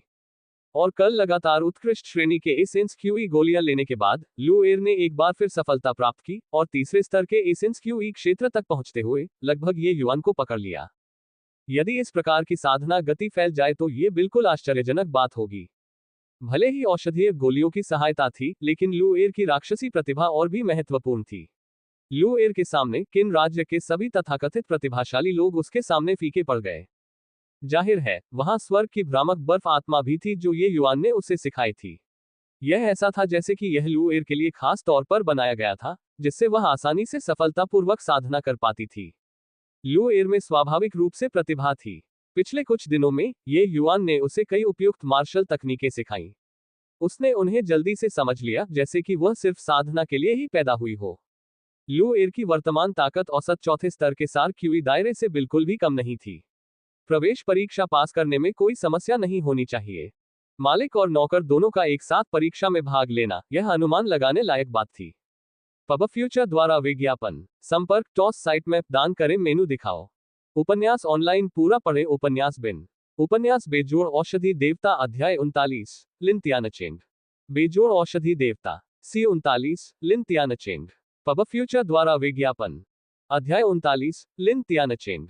अनुवादक सेलेफोटा अंडरस्कोर संपादक रेगियस प्रोफेसर। ये युवान ने अंतिम उत्कृष्ट श्रेणी के सारक्यूई गोली को सफलतापूर्वक परिष्कृत करने के बाद राहत की एक लंबी सांस छोड़ी। शोधन के इन कुछ दिनों ने बार बार उसकी सार ऊर्जा को निचोड़कर सुखा दिया था तथा उसे अर्धमृत अवस्था में यातनाएं दी थी। हालांकि कड़ी मेहनत रंग लाई। अपनी सार ऊर्जा को लगातार खत्म करने से अनजाने में ये युवान का साधना क्षेत्र पूरी तरह से स्थिर हो गया था। अभी वह चौथे स्तर के सार क्यूई क्षेत्र से केवल एक कदम दूर था। जब तक सार ऊर्जा का संचय पर्याप्त था, ये युआन किसी भी समय चौथे स्तर के सार क्यूई क्षेत्र में प्रवेश कर सकता था। जो बचा था वह स्वाभाविक रूप से खुद को गोलियों से भरना था। आखिरकार हो गया। लू एर, मेरी रक्षा करने में मेरी मदद करो, मैं चौथे स्तर के सार क्यू क्षेत्र में प्रवेश करने जा रहा हूं, ये युआन ने लू एर को निर्देश दिया। आज बची हुई गोलियों की आखिरी खेप बहुत ज्यादा नहीं थी, इसलिए ये युआन ने बहुत अधिक सार ऊर्जा खर्च नहीं की। क्यू रिटर्निंग पिल लेने और 1 घंटे तक ध्यान करने के बाद ये युआन अपनी चरम स्थिति में वापस आ गया। लापरवाही से 5 उत्कृष्ट श्रेणी के सार क्यूई गोलियां निकालकर अपने मुंह में डालते हुए ये युआन ने स्पिरिट ब्रिस्टल 9 यांग दिव्य कला का प्रदर्शन किया और चौथे स्तर के सार क्यूई क्षेत्र के माध्यम से प्रभाव डालना शुरू कर दिया। यदि यह कोई अन्य तृतीय स्तर सार क्यूई क्षेत्र होता तो वे निश्चित रूप से एक ही बार में 5 पारलौकिक श्रेणी सार क्यूई गोलियों का सेवन करने से हिंसक सार ऊर्जा के कारण मर जाते। हालांकि ये युआन की आत्मा ब्रिस्टल 9 यांग दिव्य कला बहुत शक्तिशाली थी। हिंसक सार ऊर्जा वर्तमान में एक मेमने की तरह आज्ञाकारी थी, क्योंकि यह ये युआन के मध्याह्न रेखाओं के साथ आगे बढ़ रही थी, यहां तक कि इसे आगे बढ़ने की ताकत की कमी भी दिखाई दे रही थी। बहुत अधिक सोचे बिना ये युआन ने 3 और पारलौकिक श्रेणी सार क्यूई गोलियां निगल ली, इससे पहले कि सार ऊर्जा मुश्किल से आवश्यकता तक पहुंच पाती। ये युआन अपनी मोटी और प्रचुर सार ऊर्जा के इर्द गिर्द घूमता रहा, चौथे स्तर के सार क्यूई क्षेत्र की अड़चन को पार करता रहा। अन्य लोगों के विपरीत उसे किसी बड़े प्रतिरोध का सामना नहीं करना पड़ा और वह एक धारा की तरह आगे बढ़ा, धीरे धीरे लेकिन शक्तिशाली रूप से। चौथा स्तर सार क्यूई क्षेत्र एक ऐसी बाधा जिसे पार करने में एक सामान्य व्यक्ति को कई महीने, यहां तक कि 1 साल भी लग जाता, उसे पार करने में ये युआन को केवल 2 घंटे लगे। हालांकि ये युआन ने साधना बंद नहीं की। उसने लगातार उच्च श्रेणी के सार क्यूई गोलियां निगलना जारी रखा और केवल तभी रुका जब वह चौथे स्तर के सार क्यूई क्षेत्र के शिखर पर पहुंच गया। सार ऊर्जा को महसूस करते हुए, जो तीसरे स्तर के सार क्यू क्षेत्र की तुलना में कई गुना अधिक मोटी थी, ये युआन ने अपना सिर हिला दिया। अभी भी बहुत कमजोर हूं। मुझे आश्चर्य है कि मेरे पास कब इतनी ताकत होगी कि मैं दिव्य क्षेत्र में वापस जा सकूं। हालांकि अगर मुझे यहां एक बार फिर फेई किंगपिन के साथ मौत का मुकाबला करना पड़े, तो मैं उसे सिर्फ पहली परत की लहर से ही मार सकता हूं। रात भर साधना करने के बाद सूरज उग चुका था और हुआन योन की तलाश में जाने का समय हो गया था। पब फ्यूचर द्वारा विज्ञापन। ये युआन अभी चौथे स्तर के सार क्यू क्षेत्र में आगे बढ़ा था, इसलिए उसकी थकान बहुत पहले ही दूर हो गई थी। वर्तमान में लू एर भी एक साधक थी। एक रात ध्यान करने से उस पर ज्यादा असर नहीं हुआ। मालिक और नौकर एक साथ मायावी आत्मा टॉवर पर गए। हुआन योन पहले से ही वहां लंबे समय से इंतजार कर रहा था। नमस्ते शिक्षक हुआन, ये युआन ने लू एर को अपने पास बुलाया और उनका अभिवादन किया। हुआन योंग ने सिर हिलाया और शांति से उसे स्वीकार किया। हुआन योंग ने सहज रूप से अपनी दिव्य भावना को ये युआन के शरीर पर प्रवाहित किया और उसके शुरू में ठंडे चेहरे पर थोड़ा आश्चर्य प्रकट हुआ। मैंने तुम्हें एक रात भी नहीं देखा और तुम पहले से ही चौथे स्तर के सार क्यू क्षेत्र में हो। हुआन योंग ने आश्चर्य से पूछा। हाँ, भाग्यशाली भाग्यशाली, ये युआन ने हंसते हुए कहा।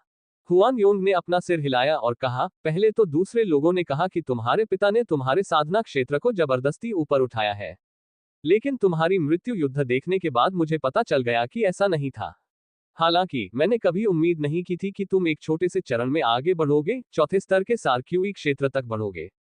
किसी भी मामले में मैं एक कीमिया ग्रैंडमास्टर का बेटा हूं जो मुख्य रूप से औषधीय गोलियां खाकर बड़ा हुआ है।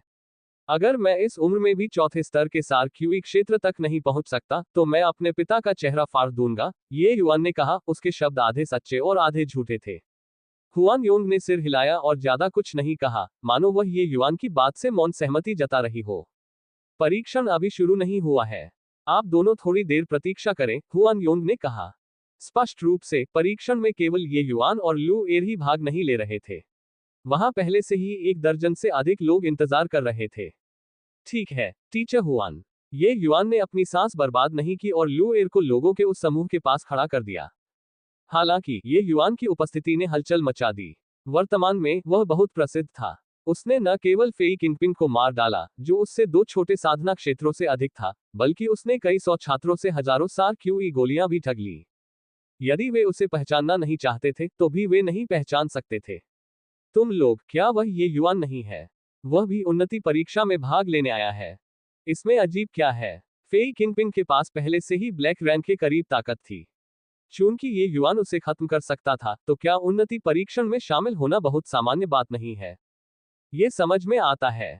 लेकिन तीसरे स्तर के सार्क्यूई दायरे के लिए ब्लैक रैंक टेस्ट में शामिल होना उसे असाधारण माना जा सकता है।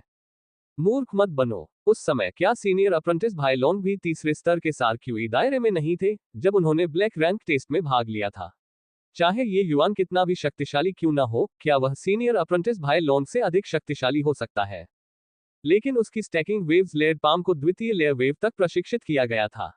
निश्चित रूप से वह उस पहलू में वरिष्ठ प्रशिक्षु भाई लोंग से कम अधिक शक्तिशाली है।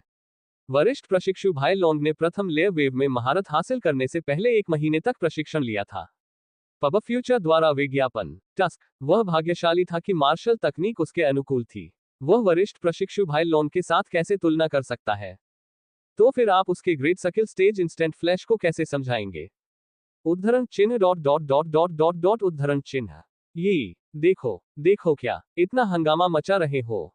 ऐसा लगता है कि ये युआन ने सफलता प्राप्त कर ली है। किससे टूट गया? वह पहले से ही चौथे स्तर के सार्क्यू क्षेत्र में है। हे भगवान, क्या यह आदमी अभी भी इंसान है? उसे तीसरे स्तर के सार्क्यू क्षेत्र में पहुंचे हुए केवल कितने दिन हुए हैं? उद्धरण चिन्ह dot dot dot dot dot dot उद्धरण चिन्ह। जब इन दो लोगों को पता चला कि ये युआन ने घुसपैठ की है, तो उनके चेहरे पर ऐसे भाव थे जैसे उन्होंने कोई भूत देख लिया हो। इस समय अन्य लोगों ने भी स्पष्ट रूप से देखा कि ये युआन चौथे स्तर के सार्क्यू क्षेत्र में प्रवेश कर गया है, और ये युआन को देखते समय उनकी आंखें अजीब हो गईं। हाँ, सब लोग मुझे क्यों देख रहे हैं?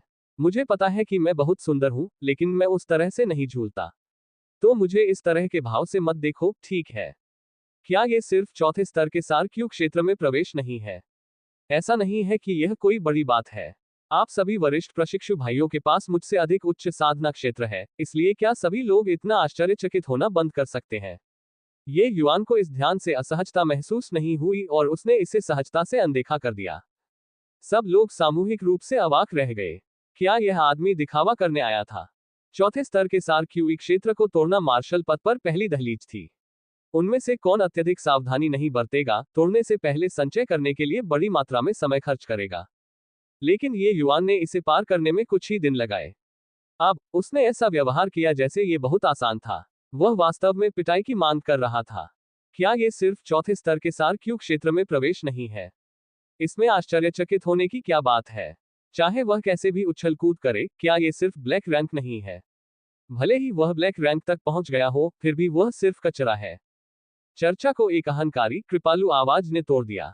ये वरिष्ठ प्रशिक्षु भाई लिन तियानचेंग है। वह वर्तमान में पृथ्वी रैंक में एक छात्र है, जिसके स्वर्ग रैंक में आगे बढ़ने की सबसे अधिक संभावना है। मुझे उम्मीद नहीं थी कि वह इस उन्नति परीक्षा में भी भाग लेगा। ऐसा लगता है कि वह लगभग निश्चित है कि वह इस बार स्वर्ग रैंक में आगे बढ़ सकता है।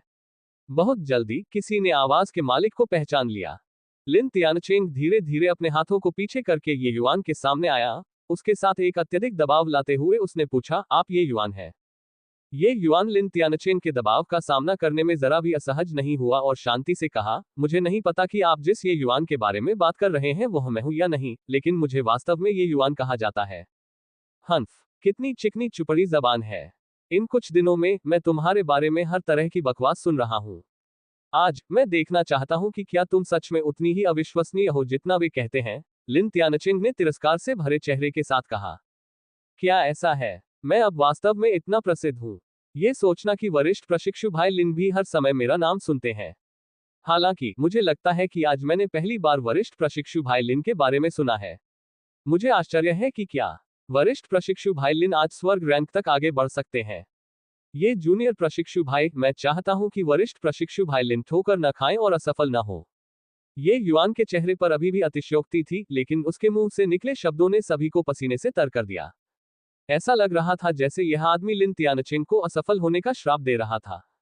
हालांकि इन शब्दों ने लिन तियानचेंग को सचमुच बहुत प्रभावित किया। पब फ्यूचर द्वारा विज्ञापन संपर्क टॉस साइट मैप दान करें मेनू दिखाओ।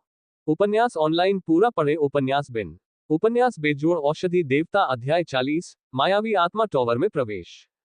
बेजोड़ औषधि देवता C40 ब्रह्मकारी आत्मा टॉवर में प्रवेश।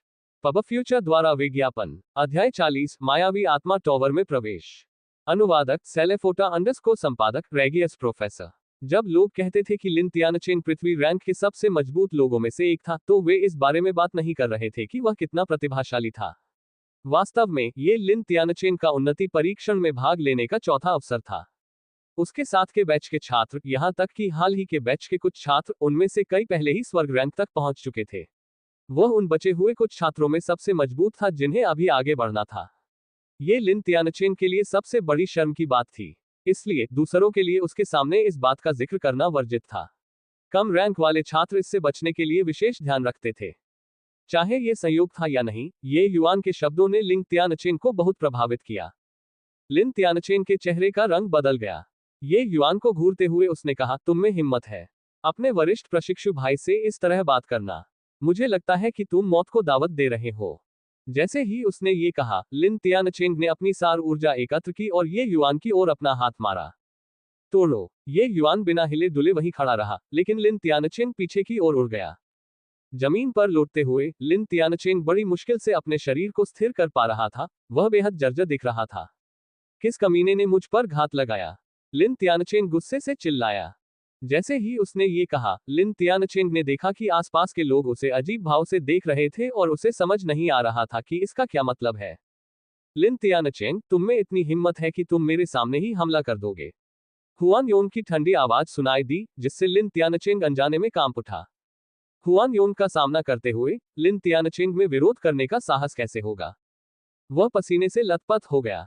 शिक्षक हुयान को डांटना, क्या यह मौत को दावत देना नहीं है? हुयान योंग ही वह व्यक्ति था जो परीक्षा आयोजित कर रहा था। अगर वह चुपके से कुछ चालें चलता तो क्या उसे हारकर वापस नहीं लौटना पड़ता? पब फ्यूचर द्वारा विज्ञापन। यदि हुआन योंग के मन में कोई द्वेष है तो वह जीवन भर रैंक में आगे बढ़ने के बारे में भूल सकता है। सॉरी टीचर हुआन, मुझे नहीं पता था कि यह आप ही हैं। लिन तियानचेन ने जल्दी से माफी मांगी। हुआन योंग भावशून्य था। उसने कहा, भ्रामक आत्मा टॉवर उन्नति परीक्षणों के लिए जगह है। तुमने वास्तव में मेरी अनुमति के बिना कार्रवाई करने की हिम्मत की। यदि तुम अन्य छात्रों के परीक्षण को प्रभावित करते हो तो क्या तुम जिम्मेदारी ले सकते हो? शिक्षक हुयान, मैं। उसने मुझे उकसाने के लिए जानबूझकर शब्दों से मेरा उपहास किया। लिन तियानचेन हुयान योंग को अपमानित करने की हिम्मत नहीं कर सका, इसलिए उसने स्वाभाविक रूप से दोष ये युआन पर डाल दिया। वरिष्ठ प्रशिक्षु भाई लिन, आप अच्छे लोगों की निंदा नहीं कर सकते। मैं स्पष्ट रूप से आपके परीक्षण में आपकी सफलता की कामना कर रहा था, लेकिन मुझे नहीं पता कि मैंने आपको वास्तव में मुझ पर हमला करने के लिए कैसे उकसाया। क्या ऐसा हो सकता है कि वरिष्ठ प्रशिक्षु भाई लिन इल्यूजनरी स्पिरिट टॉवर के परीक्षण में भाग लेने के लिए यहां आए थे, लेकिन आगे बढ़ना नहीं चाहते? ये युआन ने हैरान चेहरा बनाया। अभी अभी ये युआन ने लिन तियानचेन से कहा था कि वह ठोकर न खाए और असफल न हो। उन शब्दों में कोई समस्या ढूंढना असंभव था। सिवाय इसके कि उस अतिरंजित अभिव्यक्ति को देखकर कोई भी यह विश्वास नहीं कर सकता था कि वह लिन तियानचेन को शुभकामनाएं दे रहा था। दयनीय, लिन तियानचेन को अभी भी नहीं पता था कि ये युआन आज परीक्षण में शामिल होने के लिए आया था क्योंकि हुआन योंग ने उसे व्यक्तिगत रूप से आमंत्रित किया था। इस तथ्य का उल्लेख किए बिना कि मामला लिन तियानचेन द्वारा छेड़ा गया था, भले ही वह सही था, हुआन योंग के लिए उसके पक्ष में खड़ा होना असंभव था। मैंने अभी जो कुछ हुआ वह सब देख लिया है।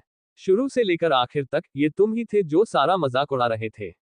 क्या तुम्हें लगता है कि मैं, ये परीक्षक, इतनी आसानी से धोखा खा सकता हूं? हुआन योंग की आवाज और भी ठंडी हो गई। नहीं नहीं, मैं। यहां रहो और हिलना मत। ये देखते हुए कि यह तुम्हारा पहला उल्लंघन था, मैं इसे अनदेखा कर दूंगा। लेकिन अगर तुम फिर से नियमों का उल्लंघन करते हो तो मैं तुम्हारे मूल्यांकन अधिकार रद्द कर दूंगा। लिन तियानचेन ने अब और बात करने की हिम्मत नहीं की और चुपचाप किनारे पर जाकर इंतजार करने लगा। थोड़ी देर इंतजार करने के बाद एक एक करके छात्र आए। करीब 50 लोग इकट्ठा होने के बाद हुआन योंग एक बार फिर सबके सामने आया। अब जब सभी लोग उपस्थित हैं तो थोड़ी देर में मैं प्रतिबंधों को खोल दूंगा। मायावी आत्मा टॉवर स्वचालित रूप से आपको आपकी साधना के अनुरूप परीक्षण स्थल पर भेज देगा। आप में से कई लोग पहले भी उन्नति परीक्षण से गुजर चुके थे, लेकिन आप में से कुछ के लिए यह पहली बार है, इसलिए मैं संक्षेप में बताऊंगा। हुआन योंग ने भ्रमकारी आत्मा टॉवर के बारे में महत्वपूर्ण बिंदुओं को संक्षेप में बताया। दरअसल वह खास तौर पर ये युआन और लू एर के लिए समझा रहा था। इस बैच में ये युआन और लू एर के अलावा बाकी सभी ने पहले भी उन्नति परीक्षा में भाग लिया था। लू एर को भूलकर ये युआन को पहले ही इल्यूजनरी स्पिरिट टॉवर में प्रवेश परीक्षा पास कर लेनी चाहिए थी, लेकिन उसका पूर्ववर्ती बहुत कमजोर था और उसके लिए इल्यूजनरी स्पिरिट टॉवर में परीक्षा पास करना असंभव था। इसलिए ये हैंग ने यहाँ ये युआन को धकेलने से पहले बहुत सारे तार खींचे। इसलिए वह पहले कभी इल्यूजनरी स्पिरिट टॉवर में नहीं गया था। पब फ्यूचर द्वारा विज्ञापन। भ्रमकारी आत्मा टॉवर पर प्रतिबंधों की परतों को महसूस करते हुए ये युवान ने प्रशंसा की और टिप्पणी की, तो यह एक 32 प्रतिबंधों वाली आत्मा कलाकृति है। शांत बादल संप्रदाय के पास वास्तव में कुछ साधन है। 32 प्रतिबंधों वाला स्पिरिट आर्टिफैक्ट स्वाभाविक रूप से ये युवान की नजर में ज्यादा नहीं था। हालांकि भले ही इस स्पिरिट आर्टिफैक्ट की रैंक उच्च नहीं थी, लेकिन इसमें कुछ अनूठी विशेषताएं थी जो इसे छात्रों की उन्नति परीक्षण के लिए इस्तेमाल करने के लिए उपयुक्त बनाती थी। ऐसा लगता है कि यह भ्रमकारी आत्मा टॉवर विशेष रूप से छात्रों को रैंक में आंकने के लिए ट्रैंक्विल क्लाउड संप्रदाय द्वारा विकसित किया गया था। कुल 5 क्षेत्र हैं, अर्थात प्रवेश उन्नति, पीली रैंक उन्नति, काली रैंक उन्नति, पृथ्वी रैंक उन्नति और स्वर्ग रैंक उन्नति। पहले 4 क्षेत्र डैनवू अकादमी में 4 छात्र रैंकिंग के अनुरूप थे। एंट्री एडवांसमेंट पास करने पर कोई भी येलो रैंक में आगे बढ़ सकता है। येलो रैंक एडवांसमेंट पास करने पर कोई भी ब्लैक रैंक में आगे बढ़ सकता है, और इसी तरह। अंत में स्वर्ग रैंक उन्नति वह थी जिसका उपयोग शांत बादल संप्रदाय ये निर्धारित करने के लिए करता था कि स्वर्ग रैंक के छात्र संप्रदाय में प्रवेश करने के योग्य हैं या नहीं। यह बाहरी संप्रदाय के शिष्य बनने के लिए एक परीक्षा थी। स्पष्ट रूप से 5 परीक्षणों की कठिनाई उत्तरोत्तर बढ़ती गई। जब ब्लैक रैंक एडवांसमेंट परीक्षण आया तो कठिनाई पहले से ही बहुत अधिक थी। वास्तव में लिन तियानचेन की प्रतिभा खराब नहीं थी। ये सिर्फ इतना था कि पृथ्वी रैंक उन्नति परीक्षा वास्तव में बहुत अपमानजनक थी। यही कारण था कि वह बार बार असफल हो गया। पृथ्वी रैंक के छात्रों में उसके जैसे कई छात्र थे। जहां तक स्वर्ग रैंक उन्नति परीक्षण का प्रश्न है, हुआन योंग ने छात्रों से कहा, मैं सचमुच आशा करता हूं कि आप में से कोई एक यहां डेनवू अकादमी में अपने छात्र जीवन के दौरान उस परीक्षा में भाग लेने के लिए योग्य हो जाएगा। हुआन योंग के शब्दों ने सभी को बहुत ज्यादा प्रभावित नहीं किया। जाहिर है वे सभी जानते थे कि यह परीक्षण कितना भयानक था। हुआन योंग ने जो कहा वह योग्यता थी, न कि उत्तीर्ण होना। कहने का तात्पर्य यह है कि यहाँ के किसी भी व्यक्ति को 20 वर्ष की आयु में डेनवू अकादमी से स्नातक होने से पहले परीक्षा देने का मौका भी नहीं मिलेगा। उस परीक्षा की कठिनाई की तो कल्पना ही की जा सकती है। आज यहाँ उपस्थित अधिकांश छात्र ब्लैक रैंक एडवांसमेंट टेस्ट में भाग ले रहे थे, जिसे अर्थ रैंक में आगे बढ़ने के लिए ब्लैक रैंक के लिए टेस्ट भी कहा जाता है। एक अल्पसंख्यक येलो रैंक एडवांसमेंट टेस्ट और अर्थ रैंक एडवांसमेंट टेस्ट में भाग ले रहा था। लू एयर एंट्री एडवांसमेंट टेस्ट में भाग लेने वाला एकमात्र व्यक्ति था। पहली बार जब आप इल्यूजनरी स्पिरिट टॉवर में प्रवेश करते हैं तो आप कई रैंक उन्नति परीक्षणों में भाग ले सकते हैं, जब तक आप मारे नहीं जाते या स्वेच्छा से वापस नहीं ले लेते। एक परीक्षण पास करने के बाद आपको स्वचालित रूप से अगले परीक्षण में भेज दिया जाएगा। वहां आप ये निर्णय ले सकते हैं कि आप अगले परीक्षण से गुजरना चाहते हैं या नहीं। उस बिंदु पर इल्यूजनरी स्पिरिट टॉवर उस रैंक उन्नति परीक्षण को रिकॉर्ड करेगा जिसमें आप मारे गए हैं। अगली बार जब आप इल्यूजनरी स्पिरिट टॉवर में प्रवेश करेंगे तो आप उस रैंक से नए सिरे से शुरू करेंगे। ठीक है, अब इल्यूजनरी स्पिरिट टॉवर में प्रवेश करें। स्पष्ट रूप से हुआन योंग के अंतिम कुछ वाक्य ये युवान के लिए थे। हुआन योंग फिर इल्यूजनरी स्पिरिट टॉवर के गेट के सामने चला गया और अपने हाथ को अपने सामने आधे चाप में ऊपर की ओर इशारा किया। हल्की काली सार ऊर्जा इल्यूजनरी स्पिरिट टॉवर में फेंकी गई। इसके बाद भ्रमकारी आत्मा टॉवर का द्वार धीरे धीरे खुल गया। परीक्षा में भाग लेने वाले छात्र व्यवस्थित तरीके से प्रवेश कर रहे थे। जैसे ही वे गेट में प्रवेश कर रहे थे, वे गायब हो गए। ये स्पष्ट था कि उन्हें इल्यूजनरी स्पिरिट टॉवर द्वारा भेजा गया था। जब लिन तियानचेन की बारी आई तो उसने ये युवान को एक भयंकर नजर से देखा। अगर तुम पृथ्वी रैंक तक आगे नहीं बढ़ सकते तो तुम हमेशा के लिए कचरा बन जाओगे। आज तुम भाग्यशाली माने जा रहे हो क्योंकि शिक्षक हुयान तुम्हारी मदद कर रहे हैं। भविष्य में मुझे अकादमी में तुम्हें देखने मत देना, अन्यथा तुम मर जाओगे। ये युवान को धमकी देने के बाद लिन तियानचेन आगे बढ़ा और तुरंत गायब हो गया। ये युवान ने हंसते हुए लिन तियानचेन की चेतावनी को गंभीरता से नहीं लिया। वह लू एयर की ओर मुड़ा और बोला, लू एयर, चलो हम भी अंदर चलते हैं। पब फ्यूचर द्वारा विज्ञापन। संपर्क टॉस साइट मैप दान करें।